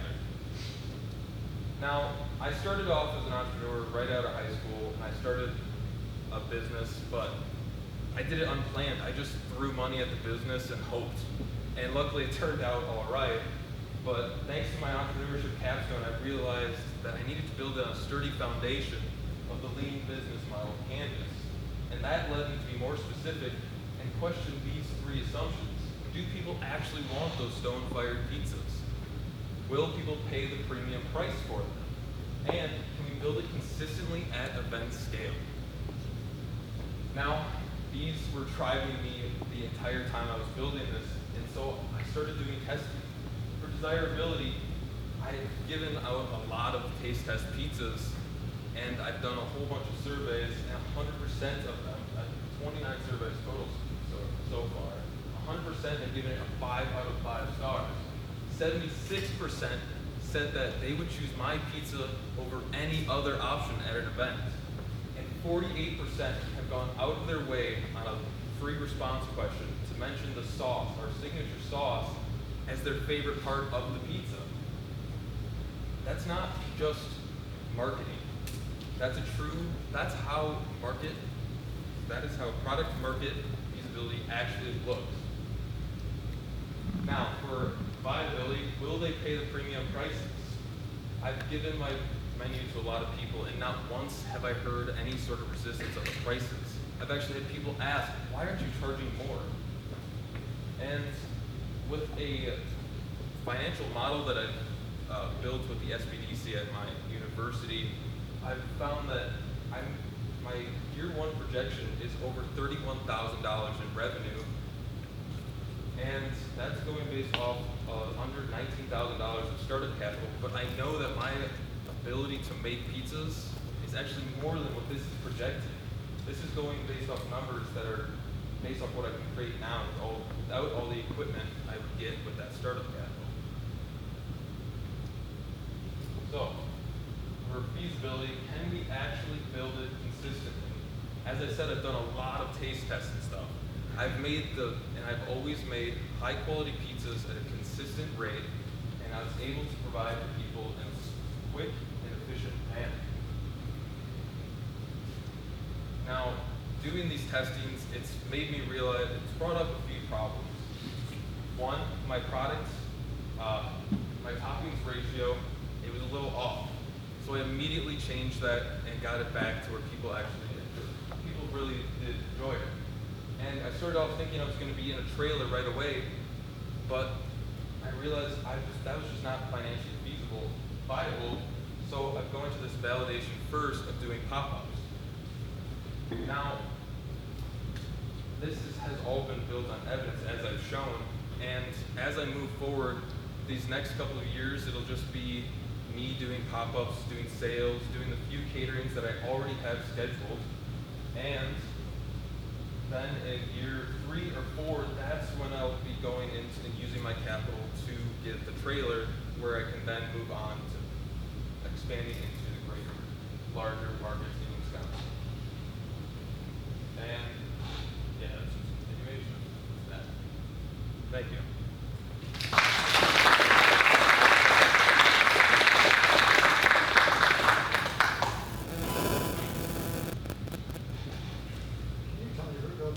What's a pop-up? Like, as in, whether it's on the side of the road, or it's at farmers markets, or something like that, where it's me under a canopy making pizzas for people, as just serving to the foot traffic of an area. Is that a pizza oven? One of those mini pizza ovens? Yeah, I have. And there you see that's the oven I currently have, the new oven that I got. Another picture that shows the big one. There, down my bottom right, shows the big oven I have. That would be used, and I also have a small one to use for toppings as well. Colin, have you thought about going beyond just yourself? You know, it sounds like you're limiting yourself to the $30,000 a year and potentially. Have you thought about franchising or expanding beyond Eau Claire LaCroix? I've definitely thought about it. When it comes to franchising, I always kind of run into the problem of, will it be able to repeat the same quality that I'm able to? But I definitely would see myself being able to expand, especially once I have the trailer and full function, like full operation going. I would very much see myself expanding in the sense that I would have multiple trailers that I'm managing. Not necessarily like franchising, but having a little more control than just say, here's my name, go make pizzas and have fun. Very good, thank you. Yeah, to that too, would you consider getting another oven in the short term so you'd be able to handle more customers at each event? Because also what I've seen with food truck owners is that people like to talk to you and take your time away when you're trying to make something. And so getting more help and getting more ovens could help you, expand your impact. Yeah, absolutely. So for the start, I'll probably start off with just me, but then I'll go into having someone working with me, so we'll be able to really get the efficiency. When it comes to ovens, they're not cheap. The one I have is a $4,000 oven, so it's very much it depends on how much capital I actually have and how much profit I'm making in the sense of being able to actually afford an additional oven while still being able to afford all of the equipment that it takes to do the startups in the first place.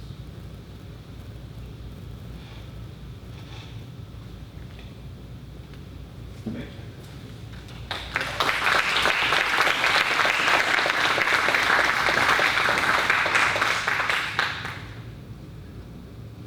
So as we heard, we are in the St. Croix Valley Business Innovation Center. This is an incubator space.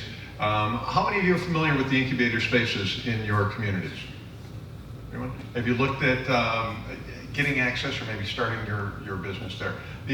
Many great opportunities. They've got some shared services in those communities. One example, the lunch that we all shared today. Hope everyone thought the lunch was great. That was from,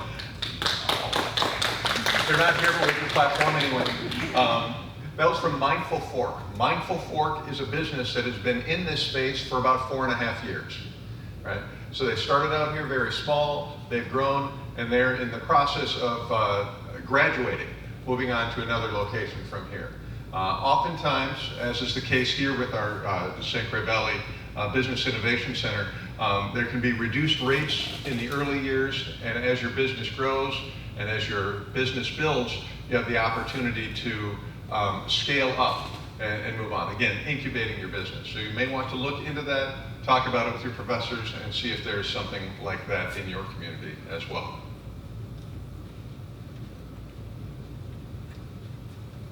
All right, and next up, representing the University of Wisconsin-La Crosse, here is Kaaviya Saraboji, and she will be presenting her business, AIOrch. Hi everyone, my name is Kaaviya Saraboji and I'm a software engineering student at UW-LaCroix. So I'm the founder of AIOrch. AIOrch is a platform that helps hospitals manage all their AI systems in one place. So this started from my experience. During one hospital visit, I saw my doctor using an AI tool. In a later follow-up visit, I saw a completely different AI tool was used.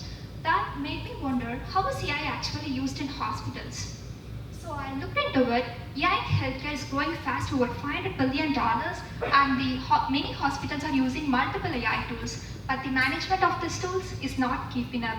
So without a centralized management of these tools, it creates a lot of risk like patient safety, decisions, coordination, and cost. So I realized this is something important problem and I should both explore it. And then, so I started working on the riskiest assumptions. So first I assumed that hospitals are using multiple AI tools and these tools are managed separately. I also assumed that hospitals might have some kind of centralized system already. And I also wanted to test whether a centralized system could be built and whether hospitals would like to adopt and they would like to pay for it. So I started validating those assumptions. First, I thought of doing surveys, but then I realized I needed deeper insights, so I shifted to interviews. So I spoke with many people working in the different hospital settings. That time I realized that this isn't just about the AI usage, it's more about how AI is planned, coordinated, and managed. So I also spoke with people from AI research and development, and I also interviewed the director of digital engineering and artificial intelligence lab from one of the leading hospitals in LaCroix.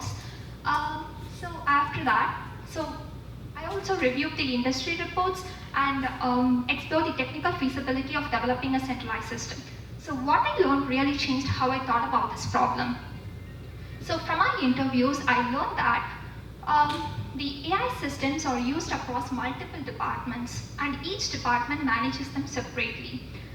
First, I assumed that the hospitals are having some kind of centralized system, but after my interviews, I learned that it's not, this kind of system is not really in place. So I pivoted that assumption. After that, I also learned that, the hospitals are trying to have an orchestration for all these tools. And then they also said building a centralized system is not that simple because the hospitals are huge with lots of AI tools across different departments. So that time, I wanted to check the technical feasibility. So what I found is that I can build a centralized system using cloud-based scalable infrastructure. And then in terms of, importantly, this system does not handle any patient data. So I can build it without any regulatory barriers. So in terms of yearly validation, I've been interviewing people, and the feedback that I received is, oh, it's really a good idea and you should do it. And one company really understood the importance and urgency of this problem. They provided the letter of intent and they expressed the interest of being a future partners. So let me show you how this looks like. So different departments are using different AI tools. There is no centralized system.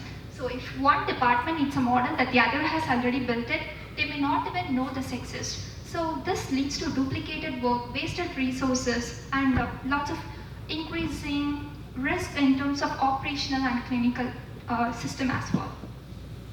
So I just felt like, so this looks like an AI Wild West to me.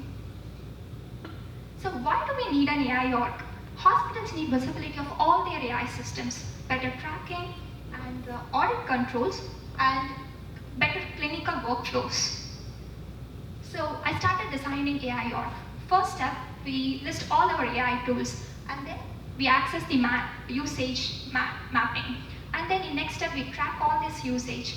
And finally, we see everything in the centralized dashboard. So this is the prototype of the AIOrch. So if you look closely, once you register AI tool, you will get the unique ID for mapping.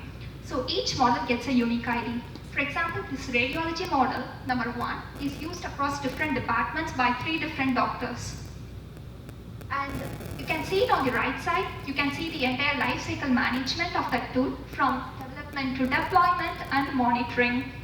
So you can use this tool like a control center for hospital AI. So I use this business model canvas to gate my validation. So the core problem is that there is no centralized system for tracking all the AI tools in hospitals. The AIOrch provides one single platform to track all their AI tools in the hospital. So in terms of our target customers are the IT teams and AI teams in the hospital itself. So our early adopters are the hospitals using many AI tools right now. And in terms of revenue, we are doing the SaaS business model, the software as a service. It's a subscription based. The pricing is based upon the hospital size. The large get the more price, and the smaller it's a smaller price. So we also thinking of giving the enterprise contracts for the larger price. And for the cost structure, the development team and cloud infrastructure and the security and compliance. We also require support from university resources and the future partners. So right now we are building the MVP. I'm thinking to pilot with hospital partners. So we will validate the pricing and the adoption afterwards. So our goal is to expand to multiple hospital systems. So as AI in healthcare is growing fast, without the proper management, it increases risk. So solutions like AIOrch won't be optional, it will become essential. Thank you.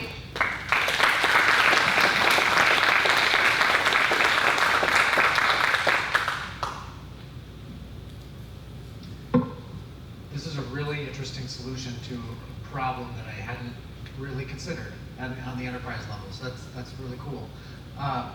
Do you see your software needing some sort of access to those different tools to be able to manage at the enterprise level who's getting access and what they're doing?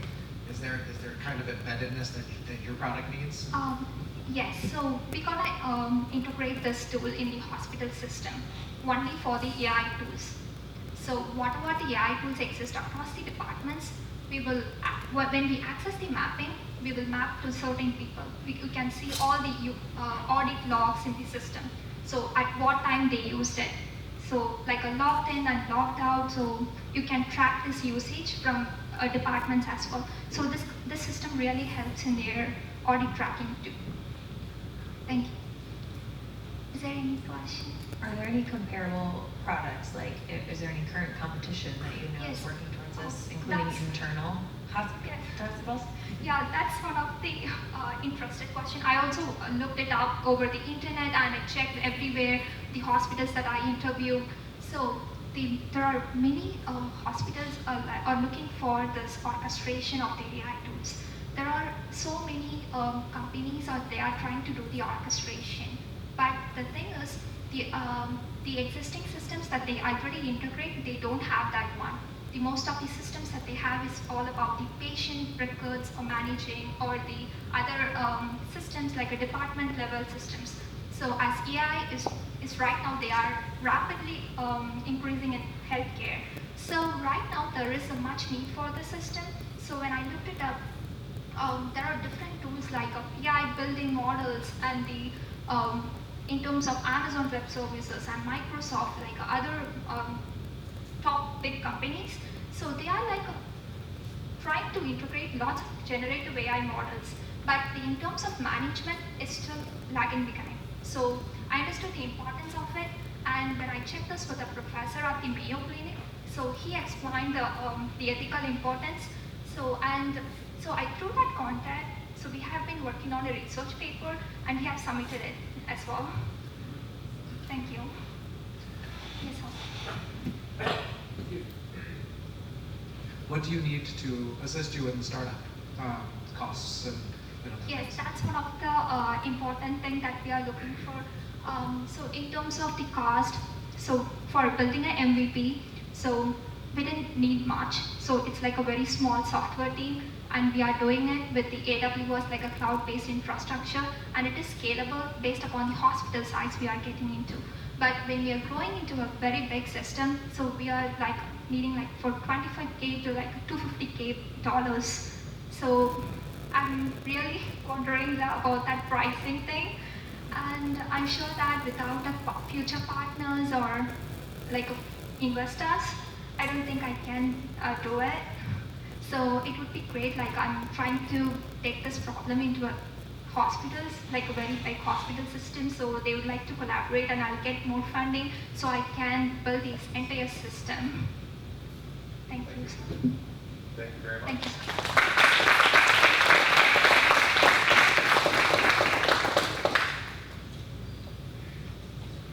I think we all hear a lot about large businesses, the Fortune 500 business, but everything started as a small business, and actually the growth that we're seeing in America today is coming from small businesses, which all of you are starting. A lot of, and I mentioned the St. Croix Valley Business Innovation Center. That's part of our local economic development ecosystem. There are many other components. Oh, and I should also mention that if you would like to see what this incubator here looks like, Sherry Marnell is the director of our St. Croix Valley Business Innovation Center, sorry, and she's happy to give tours of the space. You can get an idea of what this looks like in River Falls. When you go back to your community, you can look and ask questions that are more informed once you've had the opportunity to see here.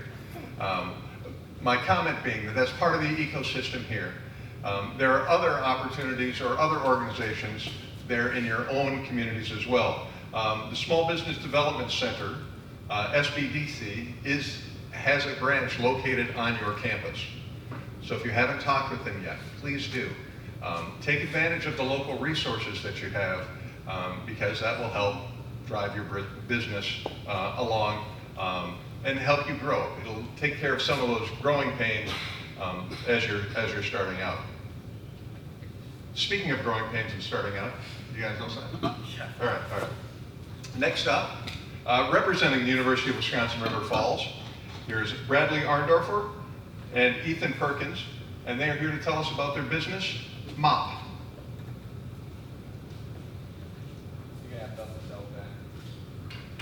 So convenience dominates the world today, whether it's in any market, it's in everybody's day-to-day life. But what's the most inconvenient thing you could possibly think of? It's getting home from work and having to clean your house. Nobody wants to do that. So that's why we started mopp. Has anybody in here ever used a DoorDash or Uber type software app on their phone? Yeah, exactly. There's not an app out there like that for the cleaning industry, and that's what we are building here through mopp. So a couple of our initial assumptions. Our first one was, would people use an on-demand app like the DoorDash and Uber?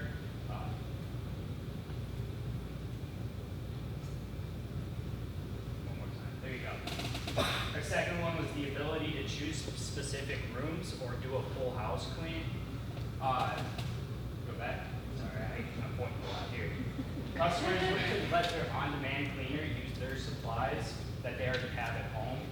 And then also that people would be comfortable letting a stranger enter their house. So we sent out a survey to the River Falls community to kind of cover a few of those questions. The first one was, would you let that on-demand cleaner come? We had 58% say yes, with about 32% saying maybe. That was probably our most desirable. Then we would have, would you let that on-demand cleaner use your cleaning supplies? We actually had 58% people saying yes, with 20% people saying maybe. Also, if you were to have a cleaning service come to your house, would you want them to do a single project or do the whole house?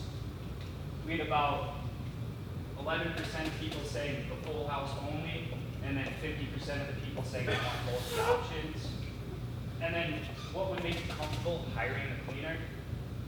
We had 86% people saying that there was ratings and reviews. We had about 70% people saying background checks and previous experience, with about 65% people saying just that insurance. So a couple of our validations, it was the app that people want full house cleans and they want those customizable options. And then people would allow you to use their supplies.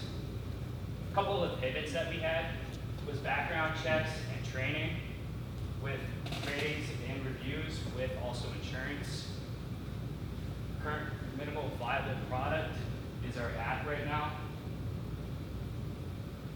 So then we got to where we were today. We were sitting at our house here at River Falls and we were just dead broke. So it's like, why try to work and build this entire app? We went out and we got started just as a local cleaning company where so far today, while trying to develop our standard operating procedures, we've made right over $4,000. We have an active LLC and we're 100% 5-star rated. But through testing it and learning a little bit, click like 5 times. Yeah, that's good.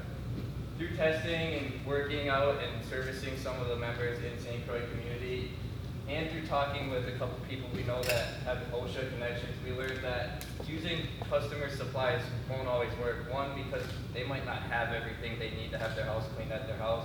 Two, there's a bunch of OSHA legal restrictions and it can get a little bit hairy there. So we pivoted to, once the app gets up and running, there'd be a little storage closet or pop-up office space in a 20-mile radius of a big city where they can go and pick up supplies for the day. And that's also a way we could branch into doing some private label cleaning supplies as well.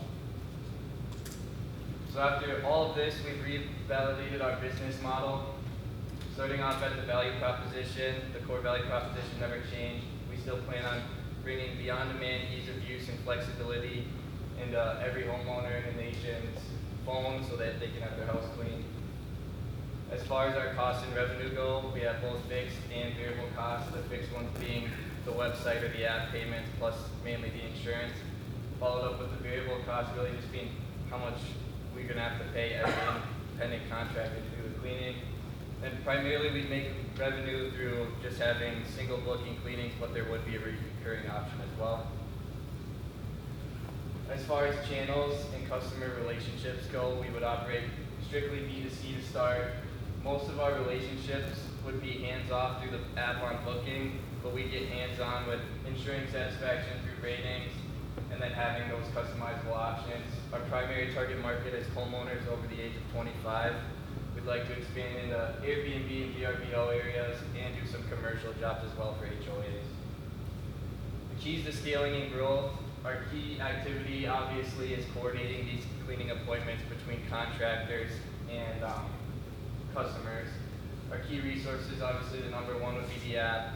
Number two would be the training videos that we pivoted to. We'd have to have those on there as well. 3 three would be the ratings in the review systems. And then as far as partners go, our biggest partners are all the people that are contracted out by us to do the cleanings, as well as all the support people that make our company run, like insurance and background checks. Some of our market value and impacts. The cleaning industry is approaching $20 billion in annual sales, while also that gig economy is projected to reach $455 billion in 2032. So what's next? We want to hire some independent contractors by the summer. We want to make $15,000 total by the end of the year.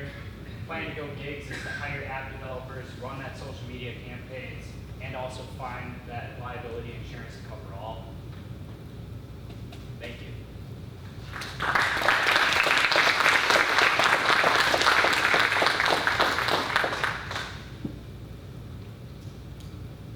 How do you anticipate finding cleaners? And are these people that have other jobs, and this is sort of like a thing on the side, kind of like the DoorDash and drivers? Yeah. Or are they like people who maybe also clean, but then they do this on the side too? Correct, yeah. I mean, it's really open to anybody. What we thought initially was we're college students, this would be really easy to pick up and do, but we can't do a DoorDash or an Uber here in this community. It's too small, so that limited us. But there's homeowners everywhere who'd be interested in this. So if you're a college kid, it would be great for you, as well as people who have cleaning experience. It would be great for them to do it as well. It's just, I mean, I don't know, do you have any other? Yeah, it's honestly just a way to bring that side of kids like us that are trying to find that work. And then on the other side, you could think of it as there's people that want to do that work, that are good at that work, but don't know how to market themselves. So we will be that source of marketing. We get them the jobs, they clean those jobs. So it's, yeah, kind of both sides of that spectrum. Is that fee by the hour or by the project or by the room? Yeah, that's a great question. So the way the customer pays is all flat rate based. We don't want to do hourly because then you can get into the conflict of like, oh, you guys are on your phone and I'm not paying you to be on your phone, when in reality we're on our phones trying to make videos or whatever. But the cleaner would be paid on an hourly rate that would be competitive in wherever their region was. For example, DoorDash, how they do it, if you were to DoorDash where I'm from in Eau Claire, you make about $12 to $14 an hour. And if you do it up in the cities, it's almost $2 to $4 higher per hour. So it's really region dependent. You guys have a pretty clean house? Yeah, surprisingly. College football players. And is the app the big difference between your proposal and some of the folks out there, like the Mary Maids or these folks? And is there any real barrier to entry for those folks to just create an app and all of a sudden they're well known already and they're stepping all over what your projected market is? Yeah, I mean, that's a great question. Obviously, we're discovering the barriers to entry as we're trying to do this right now. Currently, I would say that a lot of cleaning companies are really understaffed to a certain extent, and there's a lot of wait time in between bookings. So by hiring independent contractors who can essentially set their own schedule based upon when they're available, we had enough volume of that, it'd be all on demand. And that's really where our differentiator would be, is finding people who are more readily available, and that's likely the biggest barrier to entry. As you build your MVP, how do you plan, how are you creating the app? Are you integrating scheduling, calendar? Are you integrating payment? How does that development process look? So with the app, what we're planning on to do is we can either hire someone out to build it for us, or we can use what's coming in now with AI, using AI to get that code to build those apps that's going to have everything from where you are, how many people are around you, their ratings, what their availability is, if you can get a cleaner on demand, or if you have to possibly wait, which that's obviously not what we want. But yeah, we're really trying to use the artificial intelligence tools out there to build the app. Right now, our MVP is just a website where it's fully functional. You can go on there and book an appointment now. But again, how I started this whole thing is built on convenience, and an app is way more convenient than a website. So that's where we're aiming to go. Thank you very much, Ben. thank you.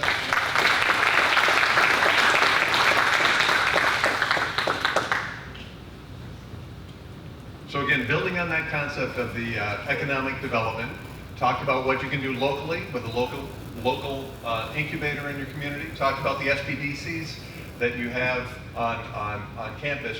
I also want to give a shout out to the Wisconsin Economic Development Corporation. Two of our judges here, the two in the middle, are from WEDC. Ray is the Regional Economic Development Director for this region, which I believe would include Eau Claire, Stout, and River Falls, correct? And then also Elaine Coughlin is our Startup Ecosystem Director. So again, we're talking about startups and how to get going with your company. Remember that all across the state, you've got resources that are ready to help you. Resources with the local ecosystems that are tied directly into your local markets that can help you get going, help you get the right resources, perhaps help you get funding through local banks or other organizations, other options that could work for you. So be sure to reach out to them. If you have questions, you can go to your professors, or again, go to that SPDC center on your campus. Hey Drew, we all set? Excellent. Next up, representing UW Stout, here is Drew Pemberton, and he's going to tell us about his business, FitCore. Hi everybody, my name is Drew, and today I'm going to be telling you about FitCore, a self-automated app designed to keep your body active and your mind at ease. FitCore is a self-automated app designed to serve as a personal trainer accessible to you anytime and anywhere. The app utilizes AI to deliver personalized workouts tailored to the user's preferences, focusing on adapting to specific schedules necessary for maximizing the user's productivity. Throughout the presentation, I will discuss the concept and the potential this app has to disrupt the fitness technology market. Now, you may be thinking, but Drew, there's already apps that do this. That might be true. However, what these apps don't really tell you is the challenges that they face when it comes to retaining their users and maximizing the user community, as well as their success. Individuals struggle with the lack of personalized guidance, leading to ineffective routines. Additionally, the high cost of these services that other apps may offer.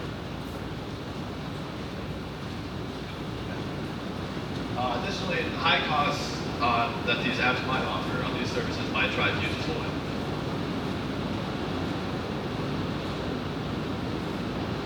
In this validation survey, I tested users over a 5-day span. I offered various competitors' offerings and then distributed my alternative solution. Given that the y-axis begins at 40 minutes per day, I found a niche group of people that are already active in hopes that they can convert to this more convenient idea.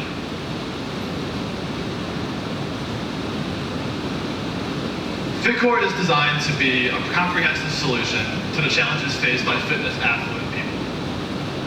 It adapts to routines, analyzes progress, ensuring continuous improvement and user engagement. With the app's built-in scheduling feature, users can interact with the app as much or as little as they like. This makes each day as productive as possible, saves time and money, and avoids the stress of finding time to exercise.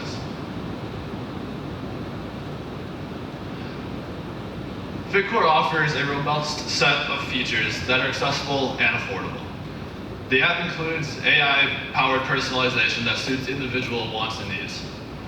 Additionally, the app offers progressive training as well as goal-based planning to maximize user engagement. Along with performative analytics, the built-in scheduling automation feature can be built in directly into your device's calendar app. This will self-configure your time each day in order to find time for you to exercise, again, maximizing your productivity with your work week. So, how it works. FitCore operates through a streamlined workflow. The app's AI engine generates customized routines tailored to users' preferences. As users can complete their workouts or exercise routines each day, the app collects performative data and provides feedback. This feedback loop ensures that the workouts remain effective as well as consistent.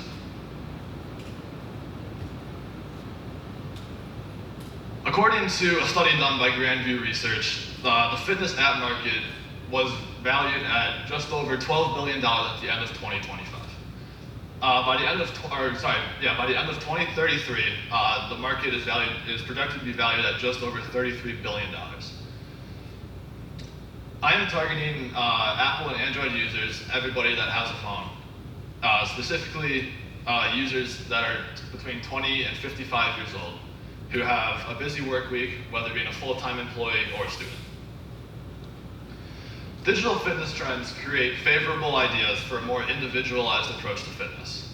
As AI becomes more available, customizable solutions to fitness become more accessible.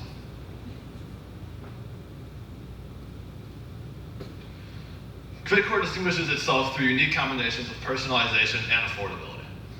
Unlike traditional fitness apps, FitCore delivers fully automated workouts designed to the user with very minimal user effort. The app's pricing model is designed accessible, but not required. The freemium model that the app portrays itself as allows the user to dive deeper into their fitness journey without having the stress of having to spend money. FitCore is scalable for all levels of fitness, making it suitable for a wide range of users.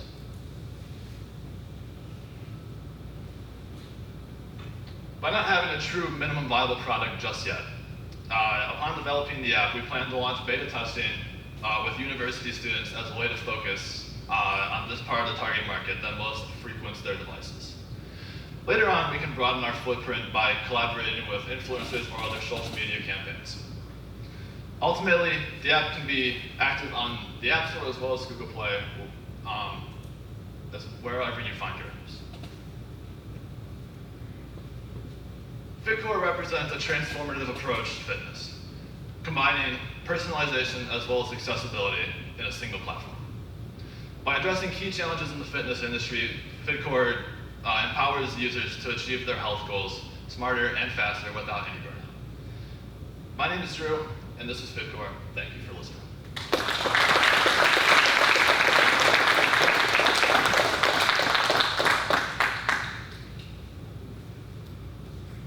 Could you talk a little bit more about that chart that showed your solution and the data that went behind that? Absolutely. Can you go back to that chart slide, please?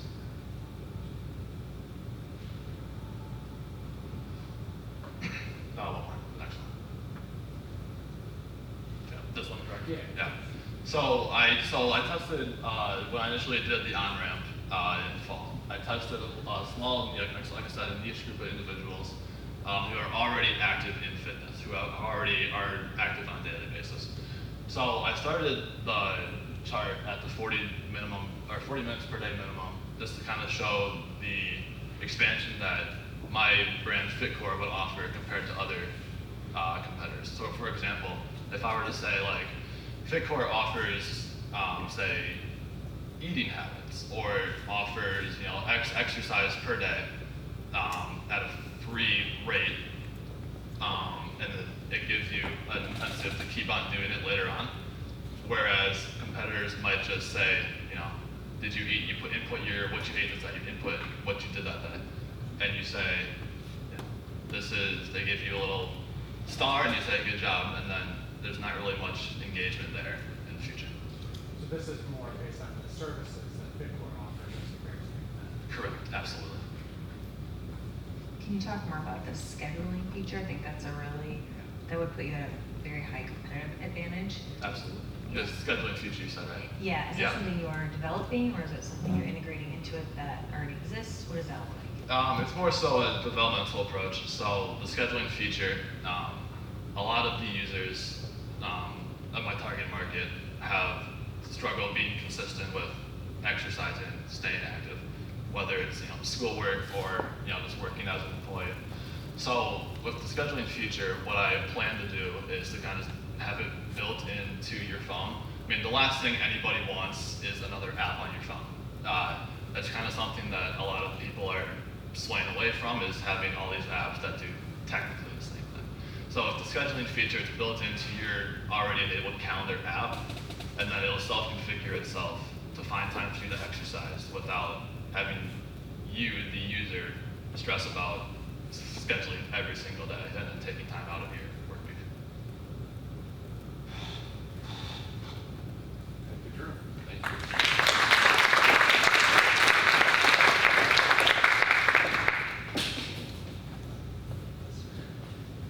Now, before our break, I mentioned that WiSys is very involved in technology on campus, helping with patents, trademarks, and copyrights. But WiSys is also a part of that economic ecosystem on many of your campuses. There are venture home locations at Stout, Eau Claire, Oshkosh, Superior, and I know I'm forgetting others. Sorry. Oh, and Green Bay. Sorry, one of our original locations. What Venture Home is it's another opportunity for your startup with additional training there, with additional access, and it helps companies. It's a pre-seed accelerator, in that it helps your business get set for where you may want to get funding or get access to venture capital and things like that for expanding. Again, a free service for your business in the community. So if you're in on one of those campuses, be sure to look it up, or again, talk with your professors, talk with your others in your economic ecosystem for opportunities with WiSys Venture Home. Oh, come on, Ray, the timing was so close that time. Okay. Our final presenters of the day, representing the University of Wisconsin-Oshkosh. Here are Alex Peterson and Evan Peterson. They'll be telling us about their business, Spike Slipper.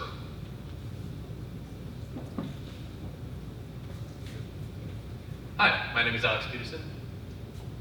My name is Evan Peterson. And our company is FlexForge Athletics. And according to the NCAA, over 30 million athletes compete in track and field throughout the United States, from the high school to collegiate to the professional level. And being a part of that 30 million athletes has taught us a great deal about running and has grown our passion for it. We love the thrill of lacing up our sharp spikes and gripping that track on race day. But what about that time when you have to step off the rubber onto the concrete or the asphalt or the hard gym floor surface? Well, you end up dulling out your spikes or walking on your heels like a penguin trying to avoid ruining them. Believe us, we've lived it. That's when we said there's got to be a better way, and thus the Spike Slipper was born. The Spike Slipper is our solution to dull spikes across the nation. It is constructed by TPU, or thermoplastic polyurethane, which is a 3D printed product, and the way we create unique value is through its lightweight and durable design and its flexible step responsive design as well. Just looking into some of the key resources and partnerships, we're currently working with a 3D modeler to design, fully design this product. And then we want to move into manufacturing as well. Some of the key resources, obviously, are TPU, the filaments. We have one printer right now, and we're looking to expand on that as well. Now that we know a little bit about the product, let's meet the team. So Evan and I are both juniors at UW-Oshkosh studying information systems, and we've been running cross-country and track since 6th grade. So we bring a wealth of knowledge into this space and a great passion for it, like I mentioned, and no better way to share that with the Spike Slipper. And throughout the process, we identified some assumptions. Some of the key ones are listed on board here. The first two we identified to be true, and the third and fourth ones we identified to be false, and we had to make some pivots off of that. The third one, average consumers, maybe parents or people that aren't as in tune with track and field, may not know about this problem, so that's where the education comes in. And also 3D designing, we realized, is more expensive and complex than we initially had. And based on those assumptions, we did some initial surveys with some current high school and collegiate athletes, and they identified 4 key points. One, they're continually having to use the bathroom right before a race with their spikes on, and they have to switch their shoes from their trainers to their spikes, and they're carrying a lot of equipment to the starting line. And the fourth one, they're more injury prone when they're having to walk on hard surfaces with their spikes. As well as interviews, we also conducted a survey of collegiate athletes in the state of Wisconsin, and 2 of the questions that we posed to them were, do you actually have this problem, and also, would you be willing to invest in a solution for this? And both answers were overwhelmingly yes in a positive way, which bodes well for validating our assumptions, some of our assumptions we identified earlier. And based on those assumptions and the interviews and surveys that we conducted, we came to some key pivot points, and the main one was our target market. We went from the individual athlete to more of the coach and athletic director, because they have that mass purchase potential and they have more care and concern for their team. And as well, we initially started looking at different materials potentially, different designs, and also manufacturing, especially locally. Just to break down the cost structure a little bit, For a pair of these with the toe box and heel brace, we estimate to be about $850 to produce. Obviously, once we move into manufacturing, that cost will go down a little bit. Another one of our questions we posed to in our survey was, what would you be willing to pay for a product like this? And they said between $20 and $30, which is right where we estimated at $25 to price it at. And then looking at pricing revenue streams, we would look at social media, strategic partnerships with running specialty stores, such as running Warehouse and Foot Locker, and then also in person at track and field events as well. Now that we know our pricing and revenue streams, you can focus on that ideal buyer persona. And that for the athletic director and the coach is going to be someone who has a team-centered view and is concerned for their athlete's safety and success while at meet. And eventually down the road, we hope to target that individual consumer who's going to be athletic, competitive, and gadget savvy, maybe wants to hop on that latest running trend. And hopefully that is that spike slipper. And as you can see in the graphics on the screen, it depicts the track and field spike market and the participation that has grown steadily over the last few years and is projected to continue. Reflecting our buyer persona, we identified some key marketing trends, and obviously with the growth of social media, we obviously utilize that with TikTok, YouTube, also Strava, which is an athlete-based app, as well as that in-person track and field meets, like I mentioned earlier, the US championships, collegiate championships, and also big high school state meets as well. And now just to identify a few key competitors, there aren't very many out there, but the three main ones are TrackSpecs.co and Kiena. All of them offer a spike guard of some sort, but they're charging $60 to $70 for it. And as Evan identified earlier, athletes just are not willing to pay that on top of their already like $200 to $250 spikes. And so the way we differentiate is that lower price point and the innovative 3D printed, TPU, flexible, and comfortable design. Just bringing everything back in full circle, some of the things that we want to prioritize and to look forward to in the future is we want to target those coaches and ADs for that mass purchase. Also, we want to prioritize low cost and high quality, as well as marketing it as a necessity and not as an accessory. Those last two we really identified with interviews with coaches and athletes as well. And then looking forward, we want to finalize that design with the 3D modeler, moving to testing. We've already garnered some interest for that, so we're excited about that to move into that realm. And also just obtain some more funding so that we can move this stuff over even farther. Thank you, and we'll be willing to answer any questions we have.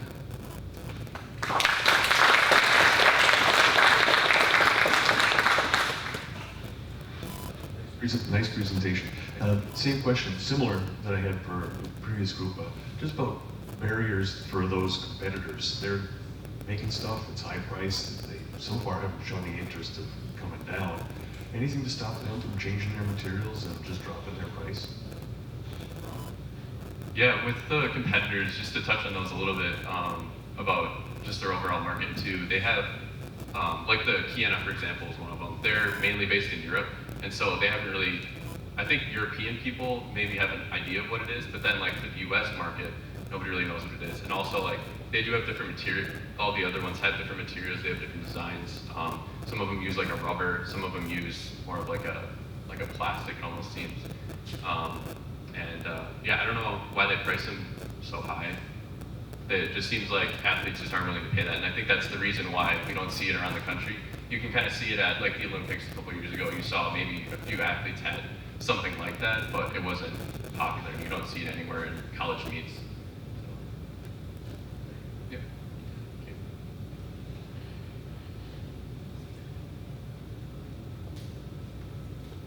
I was just thinking, can you make them look cool? Like, I don't know if there's like a color or design. I don't know if the competitors do that, but I ran track and the bathroom thing really rings true. And so if I had something cool to put on, I love the idea. I think it's great. Thank you. Yeah, definitely. We discussed like different customization options. Obviously, with 3D printers, we can have multiple print heads. They have multiple colors using the same print, so that's definitely an option for manufacturing. Yeah, and as well, you can do, if you get more advanced 3D printers, you can do like a logo on it too. So like for a team, if they're gonna buy, if a team is gonna buy for their, like high school is gonna buy for a little team, you can put the logo on there. So that's an option. Are there any ergonomic considerations for how you design it, like putting more in the heels so that it's more balanced as you walk? Just besides just being a slipper that comes over your foot, what else is there to think about? Yeah, we definitely discussed, because we know that for sure, like sprint spikes for sure are there's less of a heel, and we're distance runners, so we have more of a heel. Sprint bikes have less, so if you have, I know one of the competitors, I think it's trackspecs.co, has just a toe, and we were discussing how that may not be as beneficial, especially for sprinters, because you're already pointing up a lot. So I think with our design, it would prioritize that full foot, so you're not stressing yourself, maybe getting shin splints and stuff like that. So. Plans to move into like soccer or anything else like that? Is this just specific for track for now? What are the grand plans? Yeah, we discussed other sports like golf and soccer, like you mentioned. Right now, we're focusing on track and field just to get it launched in that space. But yeah, we definitely talked about moving into other sports such as golf and soccer. So. Thanks very much, guys.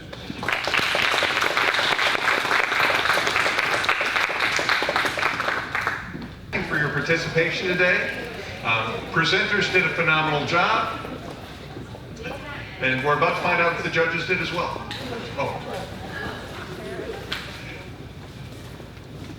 And I hope everyone here, hope all the students that competed today continue to work on your businesses to help them continue with their entrepreneurial journey. I encourage them to connect with WiSys Venture Home Program. You can do that, as I mentioned, on many campuses around the state or by going to venturehome.org. You can also reach out to Linda Thomas. Linda's in the back of the room here. And she is the WiSys IP and Licensing Associate. And she also is working with small businesses across the state with the Venture Home Program. And also, of course, work with your local Small Business Development Center office on your campus. Another reminder of Spark. As I mentioned, all students today have a scholarship to attend Spark this summer. That'll be July 22nd to 24th at UW-Eau Claire. And there may be a slide for that, or is there not a slide for that? Oh, never mind. In that case, there's QR codes up here. there are QR codes at the front of the room here for more information on that. Again, it's Spark in Eau Claire. In the I was going to say, we have an innovation showcase competition where everyone could showcase their Right, again, and that's an opportunity to put together a poster or even a demonstration of research that you've done, and this research definitely qualifies the research that you've done for these projects. So we'd love to see your innovation at Spark this year at UW-Eau Claire, July 22nd to the 24th. Great opportunity for students to connect with research and innovators throughout Wisconsin. And before we announce the awards, I want to give one last final thank you to our competitors, to our judges, mentors, and attendees.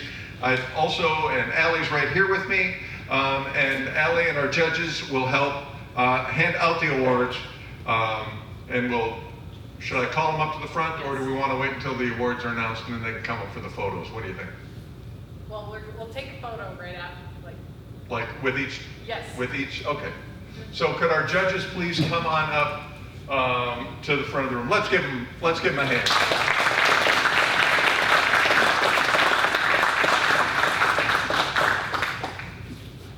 And we will start with the award that they did not vote on, and that'll be our People's Choice Award. And our People's Choice Award winner, again, that's the one that we all voted on here, and receiving a check for $250. And our People's Choice Award goes to the Element Alarm. Stefan.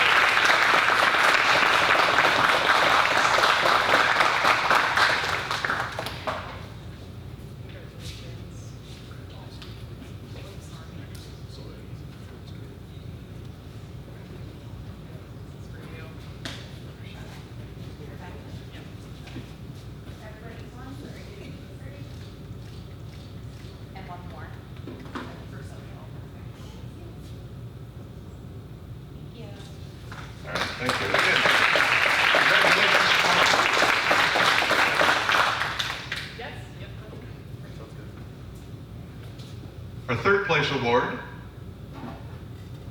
Sure you got the right one there? Yes. Nope. Didn't think so.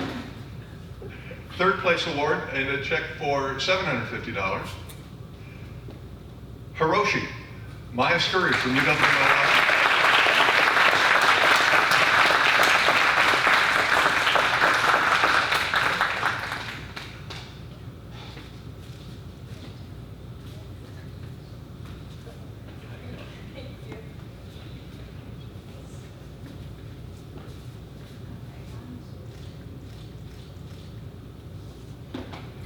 for social? One more. Like Excellent. excellent. Okay, thanks. Thank you. Congratulations, Maya.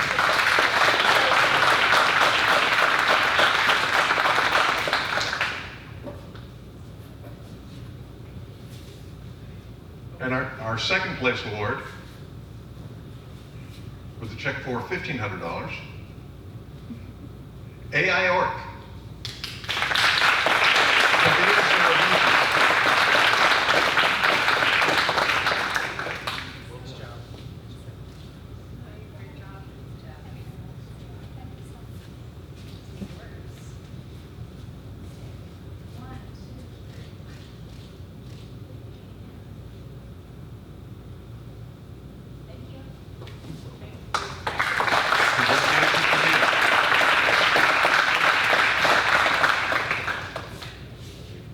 And our first place award, with a check for $2,500, mopp. Bradley Arndorfer.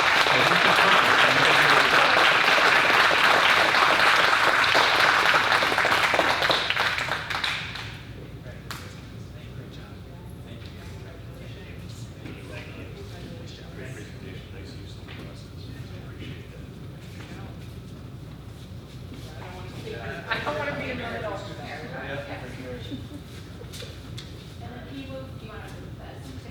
Oh, yeah. I was in the way of the big check. That's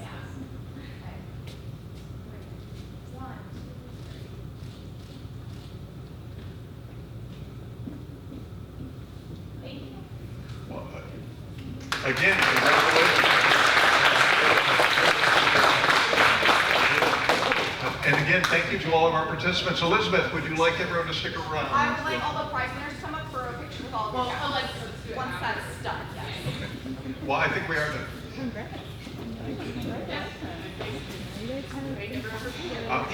Thank as you just heard Allie say, thank you again on behalf of UW River Falls, on behalf of WiSys. Thank you all for coming up. It sounds like we missed the rain.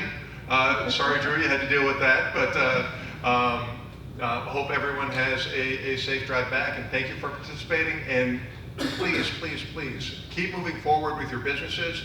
Keep working with your economic development ecosystem in the community locally. There are a lot of resources out there that are ready to work with you, and everyone wants you to succeed. Congratulations.